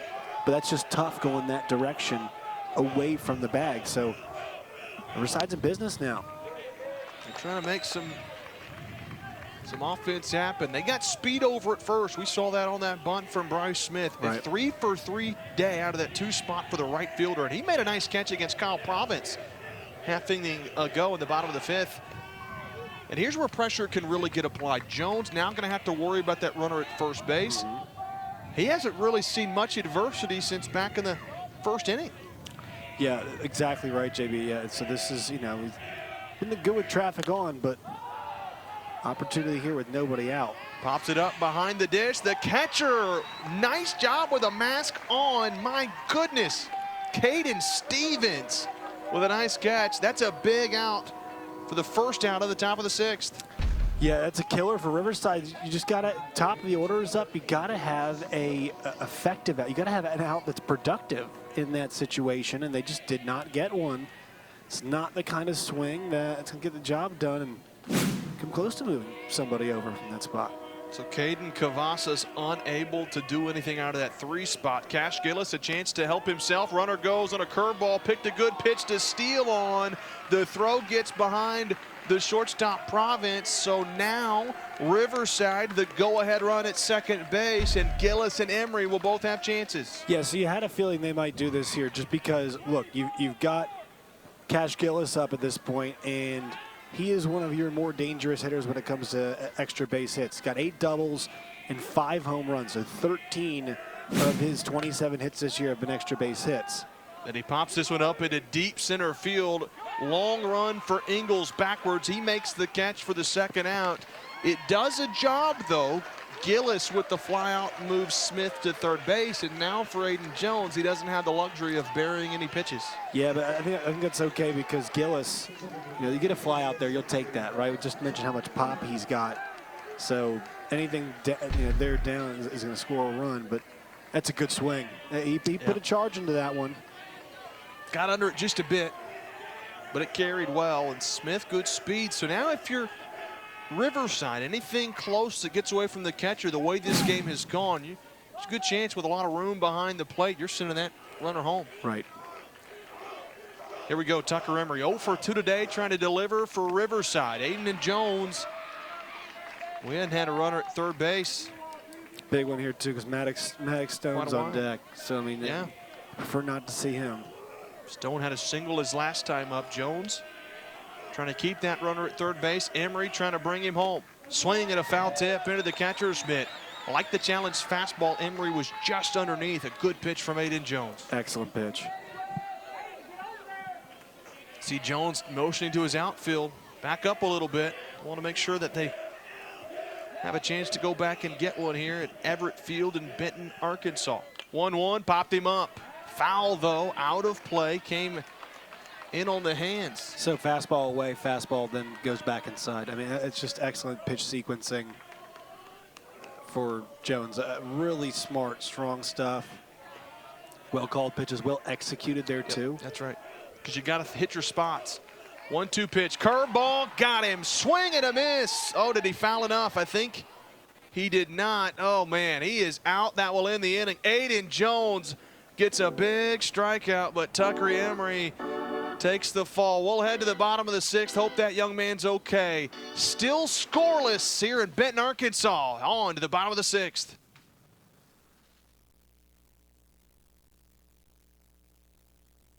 This broadcast is underwritten, in part by... For over 70 years, Farm Bureau Insurance has offered coverage for automobiles, homes, farms, and lives across Arkansas. Proud to support the Arkansas Activities Association. More at afbic.com. I have some glad tidings to impart. Whoa! Look at that! I'm still surprised at how good I am. Jane Austen was my sister. I didn't think I would ever study medicine, but here I am. Absolutely delicious, especially straight out of the oven. I've never seen anything like this.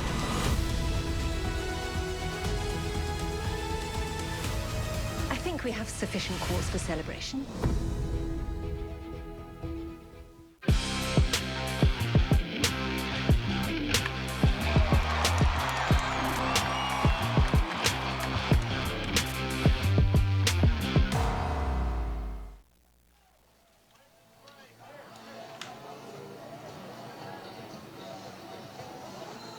For all the latest info from Arkansas PBS, visit myarpbs.org/sign-up.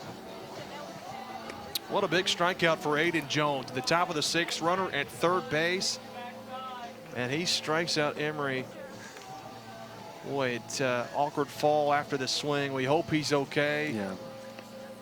But now for Cedar Ridge, they get out of trouble, a chance to do some damage, but it will not be against Cash Gillis. They'll go with Bryce Smith, the right-hander. And Bryce Smith coming in after Gillis pitched well, scoreless. Smith's gone 19 in the 3rd innings pitched. He's got a 1.09 ERA, 14 strikeouts, 6 walks for the right-hander. Yep, so a bit of a different look here coming into the game for Riverside. As you mentioned, Bryce Smith, really strong year, 1.086, basically 1.09 ERA. Really strong year for him. Only 12 hits allowed in those 19 in the 3rd innings. But what a day that we saw from Cash Gillis. 5 innings.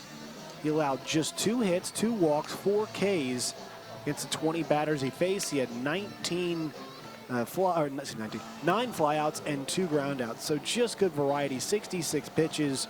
Goes the 5 innings. I mean, his starts were typically around 3. So the fact he goes 5, very impressive here. 66 pitches, about 20 more than he normally throws. And really, I mean, you can't ask for anything more than 5 shot innings from your starter to get you deep into a state championship game. No kidding. But Bryce Smith coming in a high-pressure situation in terms of where this game is at. Bottom of the 6th, still scoreless. Trying to follow up the performance of Cash Gillis. Gillis will come out. He will take first base. So Tucker Emery out of the game. We'll give you the rest of the defensive lineups when we get them.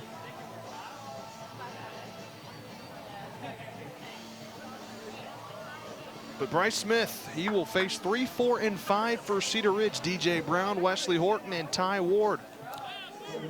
Calculated risk here, right? I mean, maybe they talked to Gillis, see how he was feeling, didn't love it, or give a different look to the middle of the order. I don't know, JB, but it's interesting that you're going to go away from a guy who's so good, go different look here. And the first pitch to DJ Brown's a strike right down Broadway. Good movement. There's to take a look at both teams. They've attacked the strike zone. Yep. Done a nice job. 0-1's chopped to that right side. Second baseman coming in. Timms with a throw to first, and they got him. So DJ Brown rolls out to begin the bottom of the 6th, and a nice start for Bryce Smith. Yeah, but he's got a big target now over there in Gillis at first, right? It's a little bit more margin for error with Gillis at first, his size. So the defensive switching, Gillis is over at first base now, so Cash Gillis in for Tucker Emery over at first. They move Cavazos from left field now to right field, and into the game for the first time is Lake Wolf, the freshman out there in left field. Great pitch.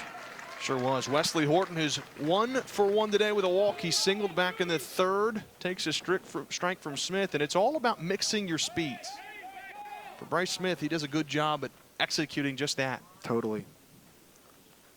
0-1 to Horton, goes downstairs that time, but not close enough for Horton to take a hack at. Yeah, just some patience. I mean, I might start taking some strikes too if I'm either of these sides, just to get some more pitches, see something, and then see if he goes back to it, either pitcher.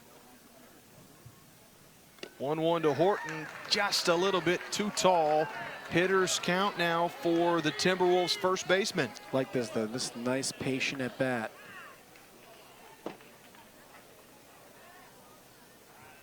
Smith got DJ Brown to ground out to begin the inning. 2-1, just a little bit low. Good fastball, but dipped below the knees. And now Wesley Horton gets a chance to dig in with a 3-1 count. Yep, and go zone green light here. Chance to do some damage and maybe get an extra base hit.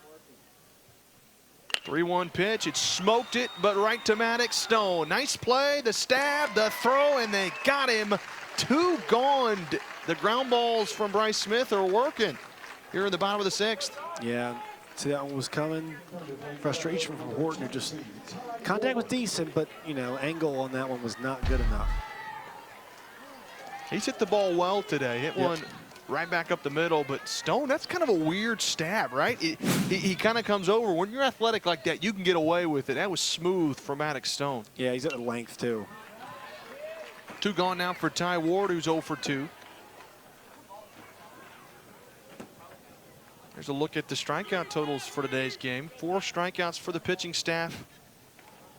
The Rebels, Timberwolves have 3 strikeouts. Not a high K game, but a lot of guys pitching to contact. Ty Ward moves out of the way, that off speed. Close, but no cigar from Bryce Smith.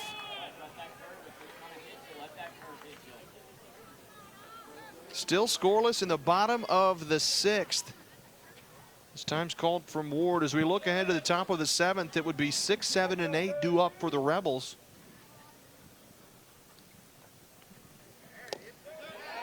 Strike on the outer half. Awesome pitch there. That's great location. Good height, and also, I mean, right on the corner. So the pitching has been about as good as you could ask for today. No kidding. I mean, nobody's got super overpowering stuff. Just, it's been execution. And execution does the job. How about it for Bryce Smith? 1, 2, 3, he goes in the bottom of the 6th. He flexes the muscle. We're scoreless to the 7th from Benton.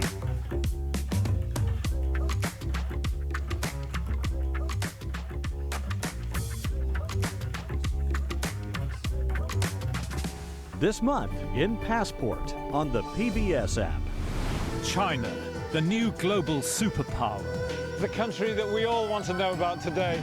They had to assert their rights. If a lot of people put their mind to it, they can win. Our goal is to make sure people don't think that our community is invisible anymore. These and other shows from Arkansas PBS are available with Passport on the PBS app. This broadcast is underwritten, in part by... Summerwood Sports Complex in Bryant features 4 courts across 2 gyms, located off Interstate 30, offering space for tournaments, practices, and training. Proud to support the Arkansas Activities Association and Arkansas PBS. More at summerwoodsports.com.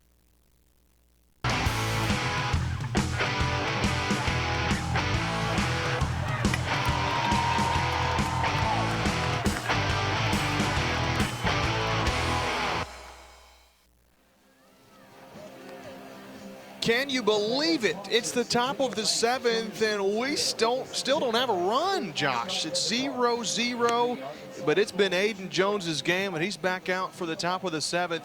Both pitching staffs have pitched their tails off. right now it's who's going to be able to scratch across the first run.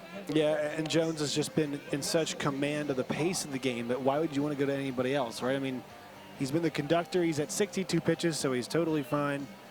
You know, and I think it's a fine spot to be in. He's not showing any signs of slowing down, and also his stuff's not overpowering, right? So this is not a guy where you're worried about a big velo dip, causing a huge issue. So pitch count's in a good spot. Stuff still looks really good. Tempo's been fantastic. We'll see if he can manage Maddox Stone once again as it's 6, 7, 8. Stone, Durham, and Mann. The ones due up to bat here in the top of the 7th.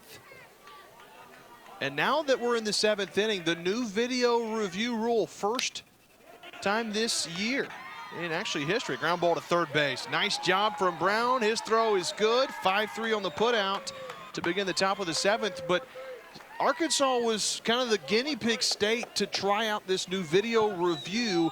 And so the way it works is each team will get one challenge in the 7th inning. If it goes to extras, each team will get another review. And the only thing you can review to make things nice and simple for everybody, technically, is just safe or out. That's the stuff that you can review. You can't review fair or foul. You can't review balls and strikes like you see at spring training at the major league levels. Like that. But I think it does make it. We saw that come into play in the 4A state title game. Kevin Bohannon calling the Harding Academy, Brooklyn, whatever you want to call that game. It was one of the most riveting games in Arkansas high school state history. It was one of the longest games, that's for sure. But man, 0-2 fouled away at the dish for Thatcher Durham. But in a game like this, you might as well use it, right, JB? Sure. You have the tech. And I think that this is what this is for. Games like this, which, by the way, we've had every single baseball championship game come down to the wire. Even the one we didn't call was a walk-off win for Rogers over Fayetteville at 6A state championship. 0-2 pitch. Got him. Strike 3 called to Thatcher Durham and Aiden Jones. He is dealing in the 7th. Yeah, he ducked for cover there on that one. And that was a great pitch. Location was good. Dialed in. K number 4 on the day, but kind of that statement K in the 7th saying, hey, still here, still got the stuff. Just an awesome pitch. Good location. Looks like it's breaking over towards the hitter and then sits down in the middle of the zone. That's when you know your pitch is working. Sorry for stepping out, JB. Disrupting the timing, the rhythm a little bit here. I like that from Jackson Mann. See some more pitches. Do a little bit more of that. Mann is 0 for 2 today. He's flown out to center and he's flown out to right. The Riverside backstop. Trying to start a little 2-out rally in the top of the 7th. If his team's not able to score here in the top of the 7th, Cedar Ridge would just need one run to walk things off in the bottom of the 7th.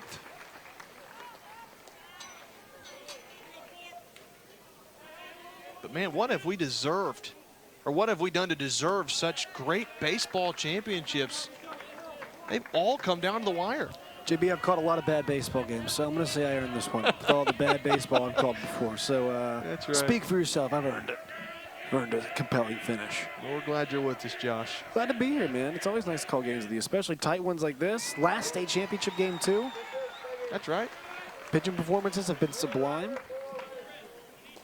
This has been just what the doctor ordered. 2 balls, 2 strikes down to Jackson Mann. Aiden Jones trying to work a 1-2-3 7th. And he'll do it. Swing and a miss. Jones, electric, as he finishes them off in order. Timberwolves got a chance to walk things off for their first ever state title. Stick around for the bottom of the 7th in Benton, Arkansas.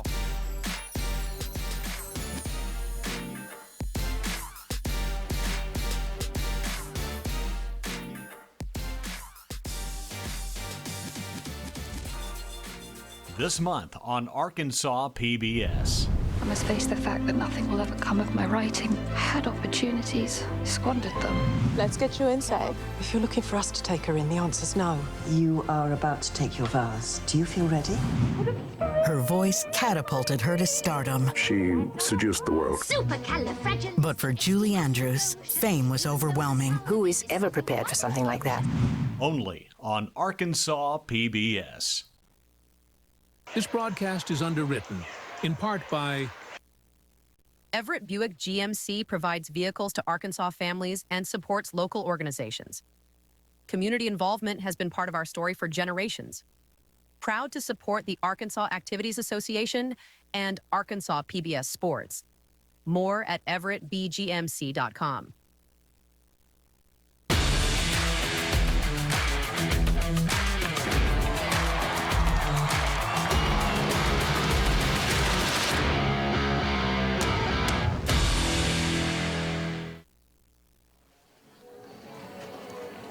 Well, the stage is set in the bottom of the 7th inning.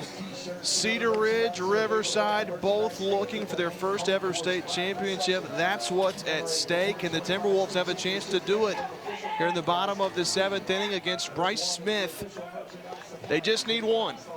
Goose Eggs across the board right now, 0-0 in the 2A state championship. A good old-fashioned pitcher's duel, and this one's coming down to the wire.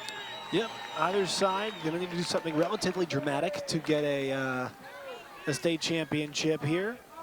Bottom of the 7th, JB, let's go. Lead things off, Caden Stevens, the catcher for the Timberwolves, will start things off 0 for 2 today. Struck out and lined out to short. If you look at the line score for both teams, Riverside's 0-6-1. They've left 5 men on, and then Cedar Ridge 0-2-0 with 5 base runners left. So pretty even throughout. And the offense just not been there. I mean, especially that, that bottom part of the order, 5 through 9 is hitless today.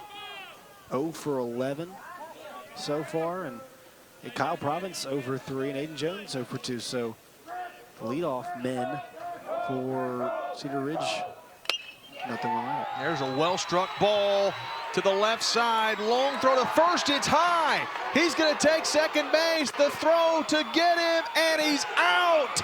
It caroms right back to the first baseman, and a great job to get the runner heading to second. Stevens had first, but they throw him out trying to go to second. Yeah, it's one of those where you got to hold up. I mean, I know you're trying to push it there, but you've got a base runner in that situation, right?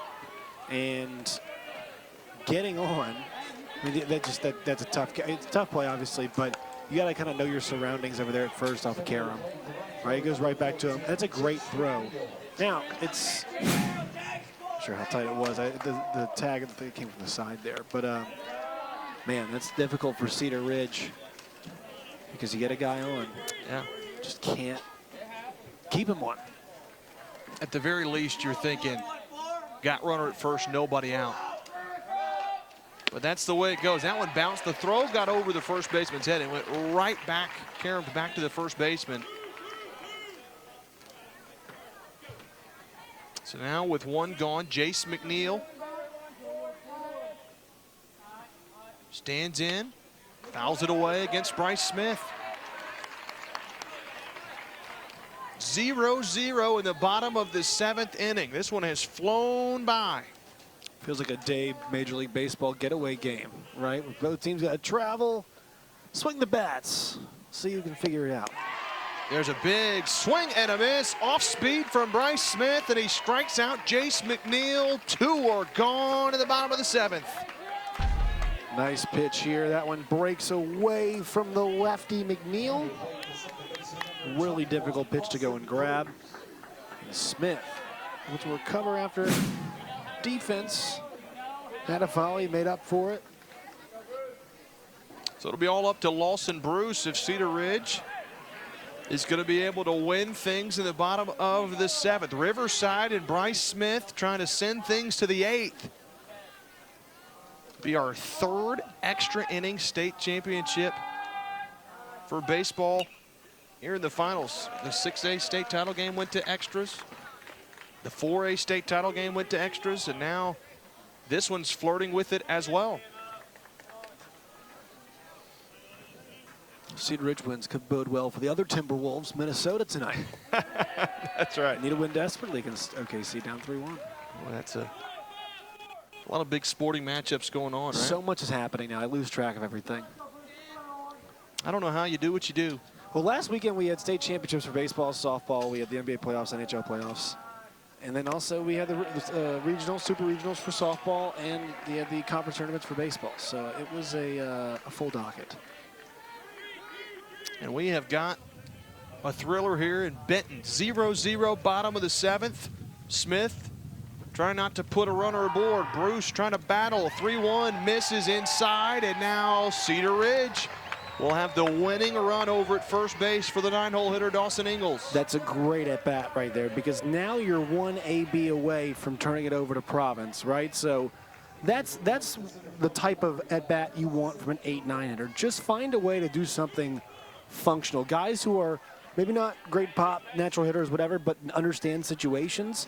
And that was a brilliant AB. First pitch taking Dawson Ingalls. It's a strike, letter high. So for Ingalls here, I would say same approach, right? You want to work the count.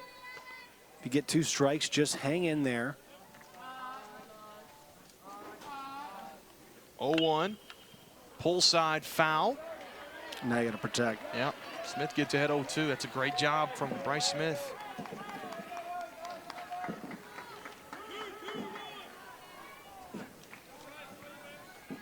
Zero, bottom of the 7th. Winning runs at first for Cedar Ridge. Bryce Smith trying to keep him right there and send it to extras. That one misses up and away. Great. That's how you start to battle back with 2 strikes. It's a guy in Ingalls who's got a .487 on base percentage this year. So this is MO. He's had 17 hits. They've all been singles. So this is where you work. There's a line drive left field. Wolf's going back, makes the catch. Man, that's actually Cavazos back out there in left field. What a job to make the final out of the 7th. We're going to extras from Benton, still scoreless.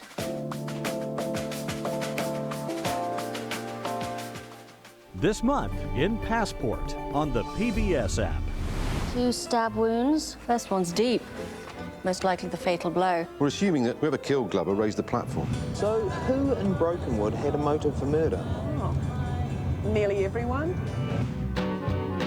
I'm a woman alone, newly arrived in a dangerous town. These and other shows from Arkansas PBS are available with Passport on the PBS app. This broadcast is underwritten, in part by... For over 70 years, Farm Bureau Insurance has offered coverage for automobiles, homes, farms, and lives across Arkansas. Proud to support the Arkansas Activities Association. More at afbic.com.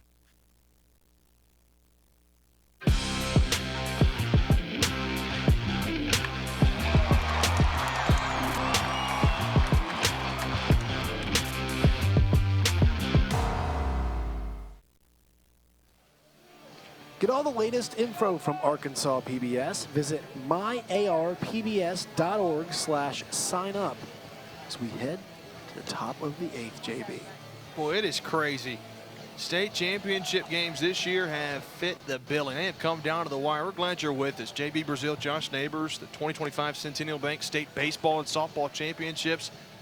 The final game across all of high school baseball, at least the spring season. I'm sure you'll have travel ball kicking up here in the summer. But this one coming down to it. Aiden Jones out for his 8th inning of work, getting prepped for college ball. Man, I'm telling you what, he is getting his money's worth here heading to the top of the 8th. Why not, man? He's pitched so well today, and his pitch counts, in a reasonable spot. I mean, he's humming along with a complete game shutout already done, in the books at this point. So let him keep rolling. 7 innings, 6 hits, 5 Ks, 72 pitches for the complete 7. But he's struggling on the first 2 pitches to Caden Richardson. So 2 balls, no strikes to the 9-hole hitter for the Rebels. Big spot here. It's 9-1-2, and I mean, talking about the top part of the order is 5 for 6 today against Jones. That's 3 straight misses. Jones missing in the same spot. Spiked it 3 times. Trying to get a grip on that. Richardson trying to start things off for the top of the lineup. Due next. Yeah, big take in here all the way. 3-0. Jones misses, down and away again. 4-pitch walk to Caden Richardson. Riverside got the top of the lineup due up. And boy, with Brayson Timms and Bryce Smith, they're a combined 5 for 6 today out of the 1 and 2 spots. Yeah, I might get a little conversation here with Aiden Jones. I know it's not, and that's what's going to happen because want to make sure he's all good, not fatiguing. Hey, why'd you miss there? All right, let's talk about it some. Maybe get an arm loose. Think about what you want to do because you've got these two guys up now in Timms and Smith who have been so good, and also they've got speed. So they can definitely force you into making a mistake. We'll see what they do with Richardson now on. God, they can flip over that lineup with. We'll see how they play it because it's once again 0-0 game. So if you're Riverside, do you give it up and out? I don't think so. I don't think I would with. No, I know it's a 0-0 game, but still with nobody out, you've got two guys who are 5 for 6 today. Does he feel great about the execution? Yeah, that's a good point. I mean, you could see some coaches, they trust in their guy, Brayson Timms. If you bunt, maybe put pressure on. Maybe they don't get you at first, but also you take the bat out of his hands. And 5 of your team's 6 hits have come out of the 1 and 2 spots, so you don't want to take away the production either. Yeah, no, you don't want to. That's the chess match that we see. So let's see what Coach Hogarth's going to try to do. Aiden Jones, after the visit from Coach Arms in the infield, back at it, top of the 8th. Neither side's been able to scratch across a run, but a leadoff walk here in the top of the 8th. And Riverside's trying to make something happen. Brayson Timms, first pitch, down and away, gets away from the catcher. Richardson gets the second standing up, and oh boy, the Rebels will have 3 chances to get the game's first run. It's like his arm's locked finishing there at that point. He's missed outside, away, and down 3 times, and that one, you gotta maybe slide a bit more to the catcher, but man, just you keep missing, eventually you're gonna get burned on that, and so Richardson in a good spot. Maybe you do play small ball now at this point in time. Try to go bunt to the right side, maybe get something down, but I mean, at this point, I'm going to make him throw me a strike first before I really start the battle here. No kidding. 5 straight misses for Aiden Jones.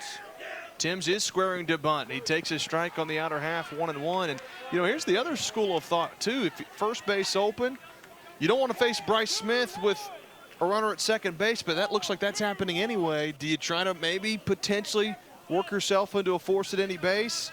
I think Jones is going to try to go after him. Yeah, also it's funny, I said take him. That was actually the best pitch to bunt right there because it was in the strike zone to his right. So that was a pitch that you could have just pushed on the right side. That moves a runner over easily. You're not going, you're not going to throw from that side of the infield over to third base, try and get an out. But Timms, will he bunt? He's swinging, and he chops this one. Slow roll to the shortstop. Nice play from Province. Man, what a job. The web gym on the short hop. It does a job, though. Timms moves Richardson to third, and now Riverside will have 2 chances with a lead run 90 feet away. Well done all around there. It's almost a softball slap hit right there. Is that the right term, JB? I think so, yeah. That was perfect. I mean, that just gets on top of it, crushes it into the turf. Runner gets a good break, not a chance there. Good play by the defense. So you take the out if you're Cedar Ridge. And for Riverside, good execution, only 1 out. So now you just need anything in the air scores him. That's what you're thinking. Do not, or anything, if you go up the middle, you got a chance. But, I mean, I really think here, infield in, you go up the middle, you got a chance. In the air, you should score a run too. So Bryce Smith is 3 for 3 today, and he swings and misses at that one. 1 ball, 1 strike. Again, this is one of those playing with fire with Jones, first base open. Do you pitch to Bryce Smith? It looks like they are. He's 3 for 3 today. A chance to give Riverside the game's first run. Ground ball up the middle, second baseman. Only play's going to be at first. They get the out. That's a big job defensively. Runner had to stay put. 2 gone on the ground ball. That's a nice job pitching for Jones and a good defensive play. If this thing ends up at 1-0, you feel really bad because you're going to the ground ball right there. It must have been a good break from Richardson because that's a play you could have made, right? But you take the out there. So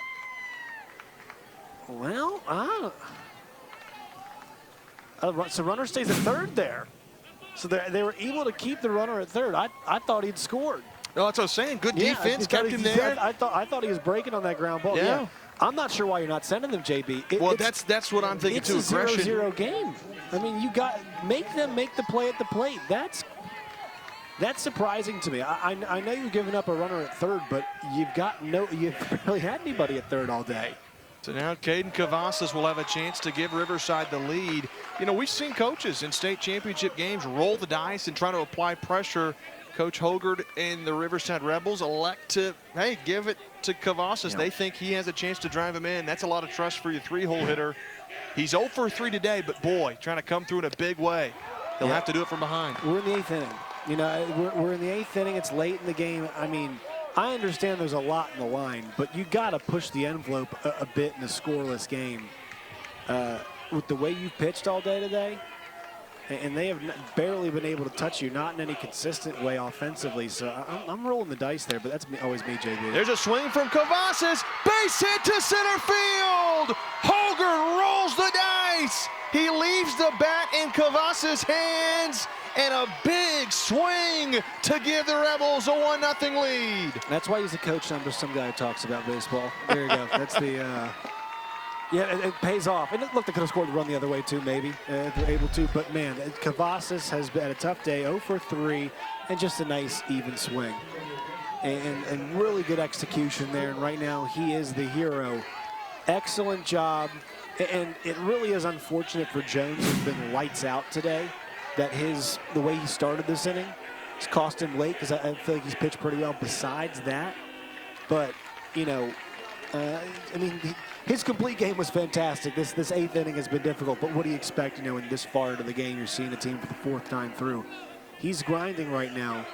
It's tough, because I think those 4 pitches away hurt him early on. That was the one that came back to bite him. Cash Gillis, line drive right center. It's down for a hit. Station to station for Riverside, but they want more. They draw first blood. They're not done. 2 on, 2 out in the top of the 8th. And Tucker Emery, who came out defensively, looks like he's going to be due back up. Nice piece hitting there too. Yeah, everything is offensively today has been not many guys tracking back, right? Everything's kind of been in front of the outfield, and it's going to be Lake Wolf, obviously, as we saw Emery go out with the injury. That's Emery there. He's back out there. Yeah. Tucker Emery came back in at first defensively. Glad to see he's okay. He's got a chance to really be big right here. Asked for time at the plate. Tucker Emery went down early in the game on a strikeout. Looked like he was going to be out, but he's come back in. And that was smart there too, because Jones is having to process a lot. So Emery says, give me a second. Let's keep putting that pressure on him. And he smokes this one into left center field. Long run. It's a nice catch from Ingles in center field. Wow. Might be the catch of the season for Cedar Ridge. They trail 1-0. Could have been worse. They'll need at least a run, 2 to walk it off as we head to the bottom of the 8th. Man, the defense has picked up Jones. Gave up the run this inning, but they were great in the field and the infield. And this, you can't track and snag better than that. It's a 1-run game still because the heroics in center.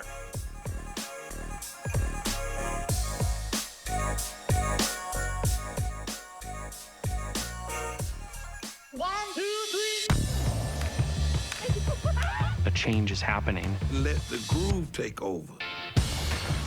Which is perfect. The age of discovery is now. When you hear it, you know what it is.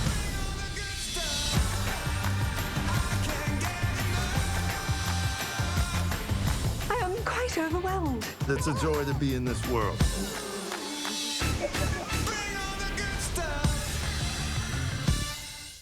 Winrock Automotive supports Arkansas athletes as a sponsor of the Arkansas PBS Sports broadcast of the high school state championship games. With 7 dealerships across the state serving Little Rock, Conway, and Jonesboro, Winrock Automotive is community-focused and provides vehicle sales and service across Arkansas. We're honored to be a part of these unforgettable moments celebrating Arkansas student athletes. Winrock Automotive, connecting communities through service and support.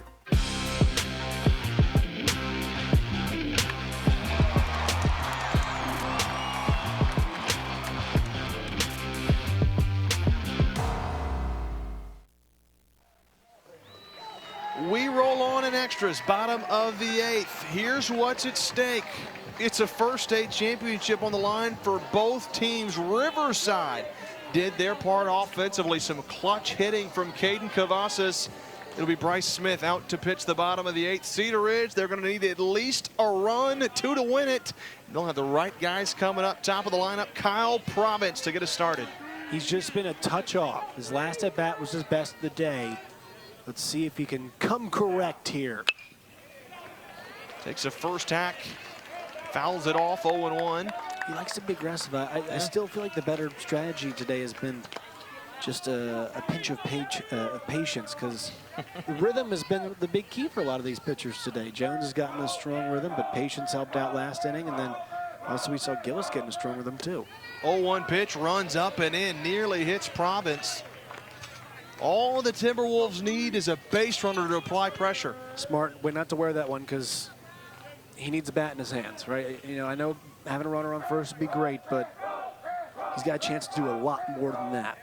1-1, fouled away off to the right side. Bryce Smith gets ahead. That's big. Get ahead of the leadoff hitter. You just don't want to lose him. Yeah, this becomes a battle now, because, you know, this is not maybe the guy to go after. Mistake pitches can really become big mistakes if you leave in the zone. So how you attack Province, very interesting.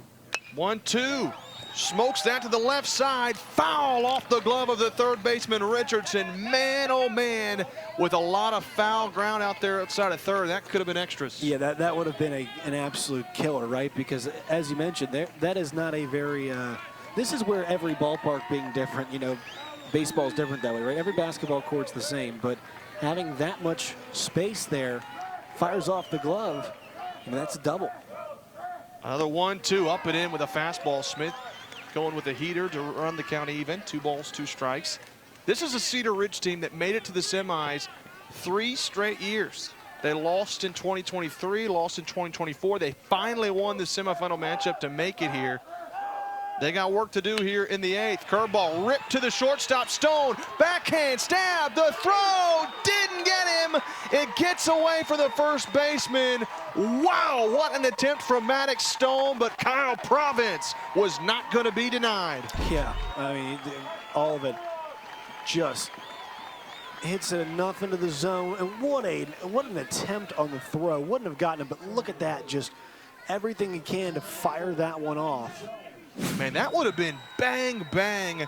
I guarantee if that ball's caught at first by Emery, a nice stretch just couldn't. We probably would have had a review either way. Yeah, it would have been tight. I think he would have made it either way, but the fact that it was close after that backhand is pretty crazy. But yeah, Province gets the job done. So the tying runs aboard. First pitch, Aiden Jones skies it into shallow left. Stone into the shallow outfield, makes the catch. Riverside with the first out of the 8th.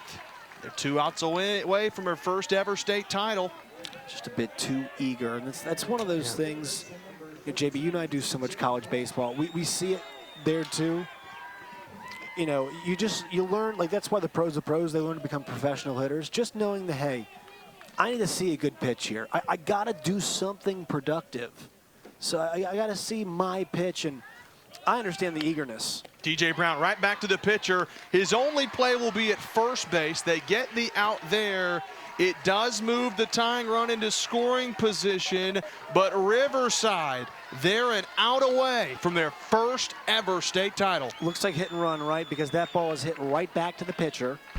And because of that, you'd think, hey, that's a double play ball right there. But because it's hit back, because they have the hit and run on, Province is there, takes out the double play, and so now you do a great job execution because the runner is now in scoring position. They're going to intentionally walk here to make the out now available at any of the, bases, if you will. And that's the winning run that you're walking right there. Right. I like the idea. You get first and second. Totally. But now for Ty Ward, he's 0 for 3 today, and a base hit ties it to the outfield, and an extra base hit likely wins it. Yeah, well, I also think, too, with this matchup, you get to go righty-righty as opposed to righty-lefty. Sure. So a bit more of an advantage there, too. So here we go. Ty Ward 0 for 3 with a couple of strikeouts. Smith delivers, and it's a swing and miss. The Rebels 2 strikes away from their first ever state title. The Timberwolves trying to hang on with a tying run at second. They need a big hit in a big way. Yeah, Wharton just needs to slow himself down here. He's had a couple pitches high today that he's missed, so just slow yourself down. 0-1 from Bryce Smith. Ty Ward pops it up. That could do it. Left fielder coming. Long run for Cavazos. In foul ground. That'll do it. Riverside, for the first time in school history, are the 2A baseball state champs. They had to wait 4 extra days and an extra inning as well to get the job done, but the Riverside Rebels win the final state championship game of 2025, and man, I think that makes it taste just a little bit sweeter. They had to wait those extra days and that extra inning to get that #1. The Rebels celebrating first one ever, taken back to Lake City, Arkansas. The long-awaited championship. It's the Rebels that claim the 2A state title. We'll be back with the trophy presentation from Benton, Arkansas here in just a moment.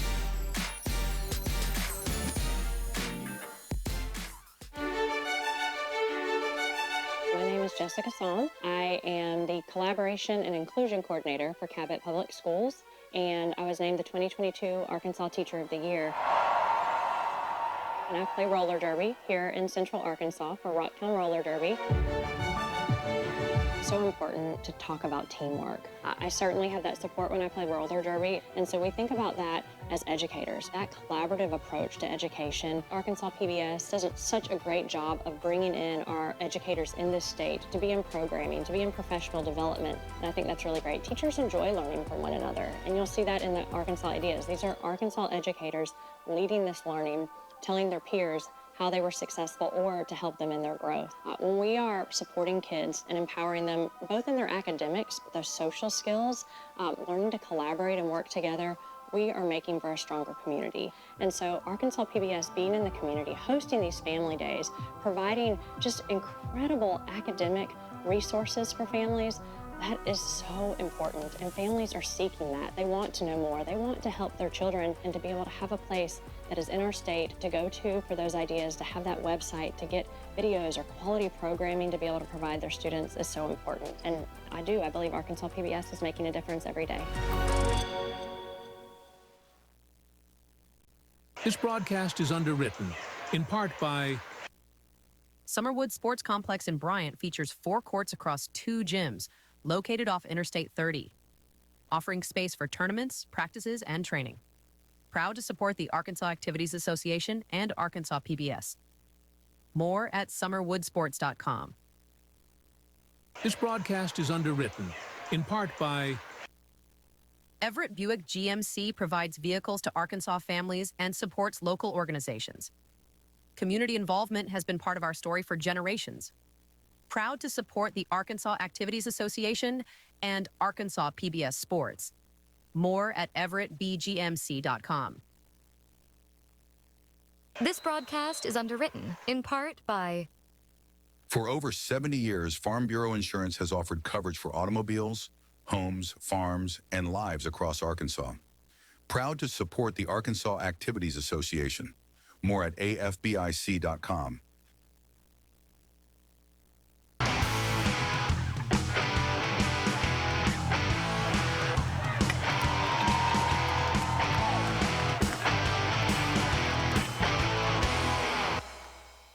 From the lessons that shape our children's futures to the stories that unite our communities, the impact of Arkansas PBS is undeniable. We give a voice to local news, art, history, and culture. Now more than ever, we need your help to keep this voice strong. Please help us to keep good going by making a gift of any amount to show your support for Arkansas PBS. Visit myarpbs.org/keepgoodgoing. Thank you. This broadcast is underwritten, in part by Everett Buick GMC provides vehicles to Arkansas families and supports local organizations. Community involvement has been part of our story for generations. Proud to support the Arkansas Activities Association and Arkansas PBS Sports. More at everettbgmc.com.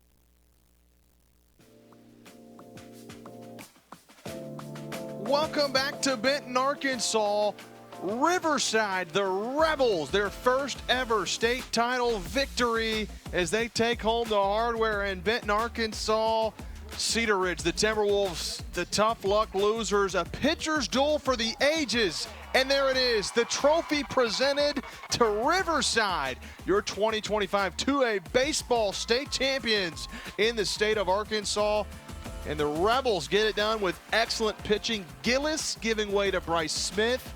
They were nails out there on the mound. Everybody pitched so well, but that combination was fantastic for Riverside. And, man, you know, to see them pair up like that, right? See Gillis pitching so well. It was you know, not a surprise, but hey, it's a risk going to Smith, but Smith lights out. 2 outs, 2 walks, 2 Ks, and only 2 hits allowed. Both pitchers were lights out. Let's roll things back.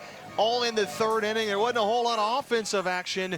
Jones pitched brilliantly for the Timberwolves. Got out of the bases loaded jam on a strikeout of Caden Richardson and Cavazos. He got the strikeout. That was big. And then for Riverside, boy, putting some bat on ball, but it was the defense on display. Nobody could get things rolling. 7th inning pressure applied. But then in the 8th, that's when Riverside got things going after the strikeout of Jones. Got the strikeout in the 7th. It was the 8th, the top of the 8th. Big swing from Cavazos, delivering to give the Rebels the 1-0 lead, and that would stand. Yeah, he's the hero there today. Jones pitched great, but Riverside able to etch out 1 run. If you played a 9-inning game, it might be 1-1. If these teams played 10 times, I think it might be 5-5. So evenly matched. Great defense there, keeping it at 1 run. Smith comes in the end of the game to shut the door. And there's the last out. Shock and all right there is waited a few extra days and an extra inning to get the job done, but they did. Official championship apparel and memorabilia for this season are available at ArkansasHighSchoolSports.com. And there it is, Riverside, your champions. Get a chance to get all of that. Visit www.ArkansasHighSchoolSports.com. And for them Rebels, you know they're going to want to go and get their championship apparel and memorabilia. Great logo, too. Oh, isn't it? It's beautiful. Love that. You hate it for Cedar Ridge. Only one team can win it. It's Riverside. And extras, our 3rd extra inning game of the Baseball State Championships. What a weekend and now week of baseball it has been. I want to thank everyone that's been involved from the AAA, Arkansas PBS, M&M Productions. No matter how you were involved, I've probably missed somebody. Thank you so much for what has been a wonderful 2025 Centennial Bank State Baseball and Softball Championship weekend.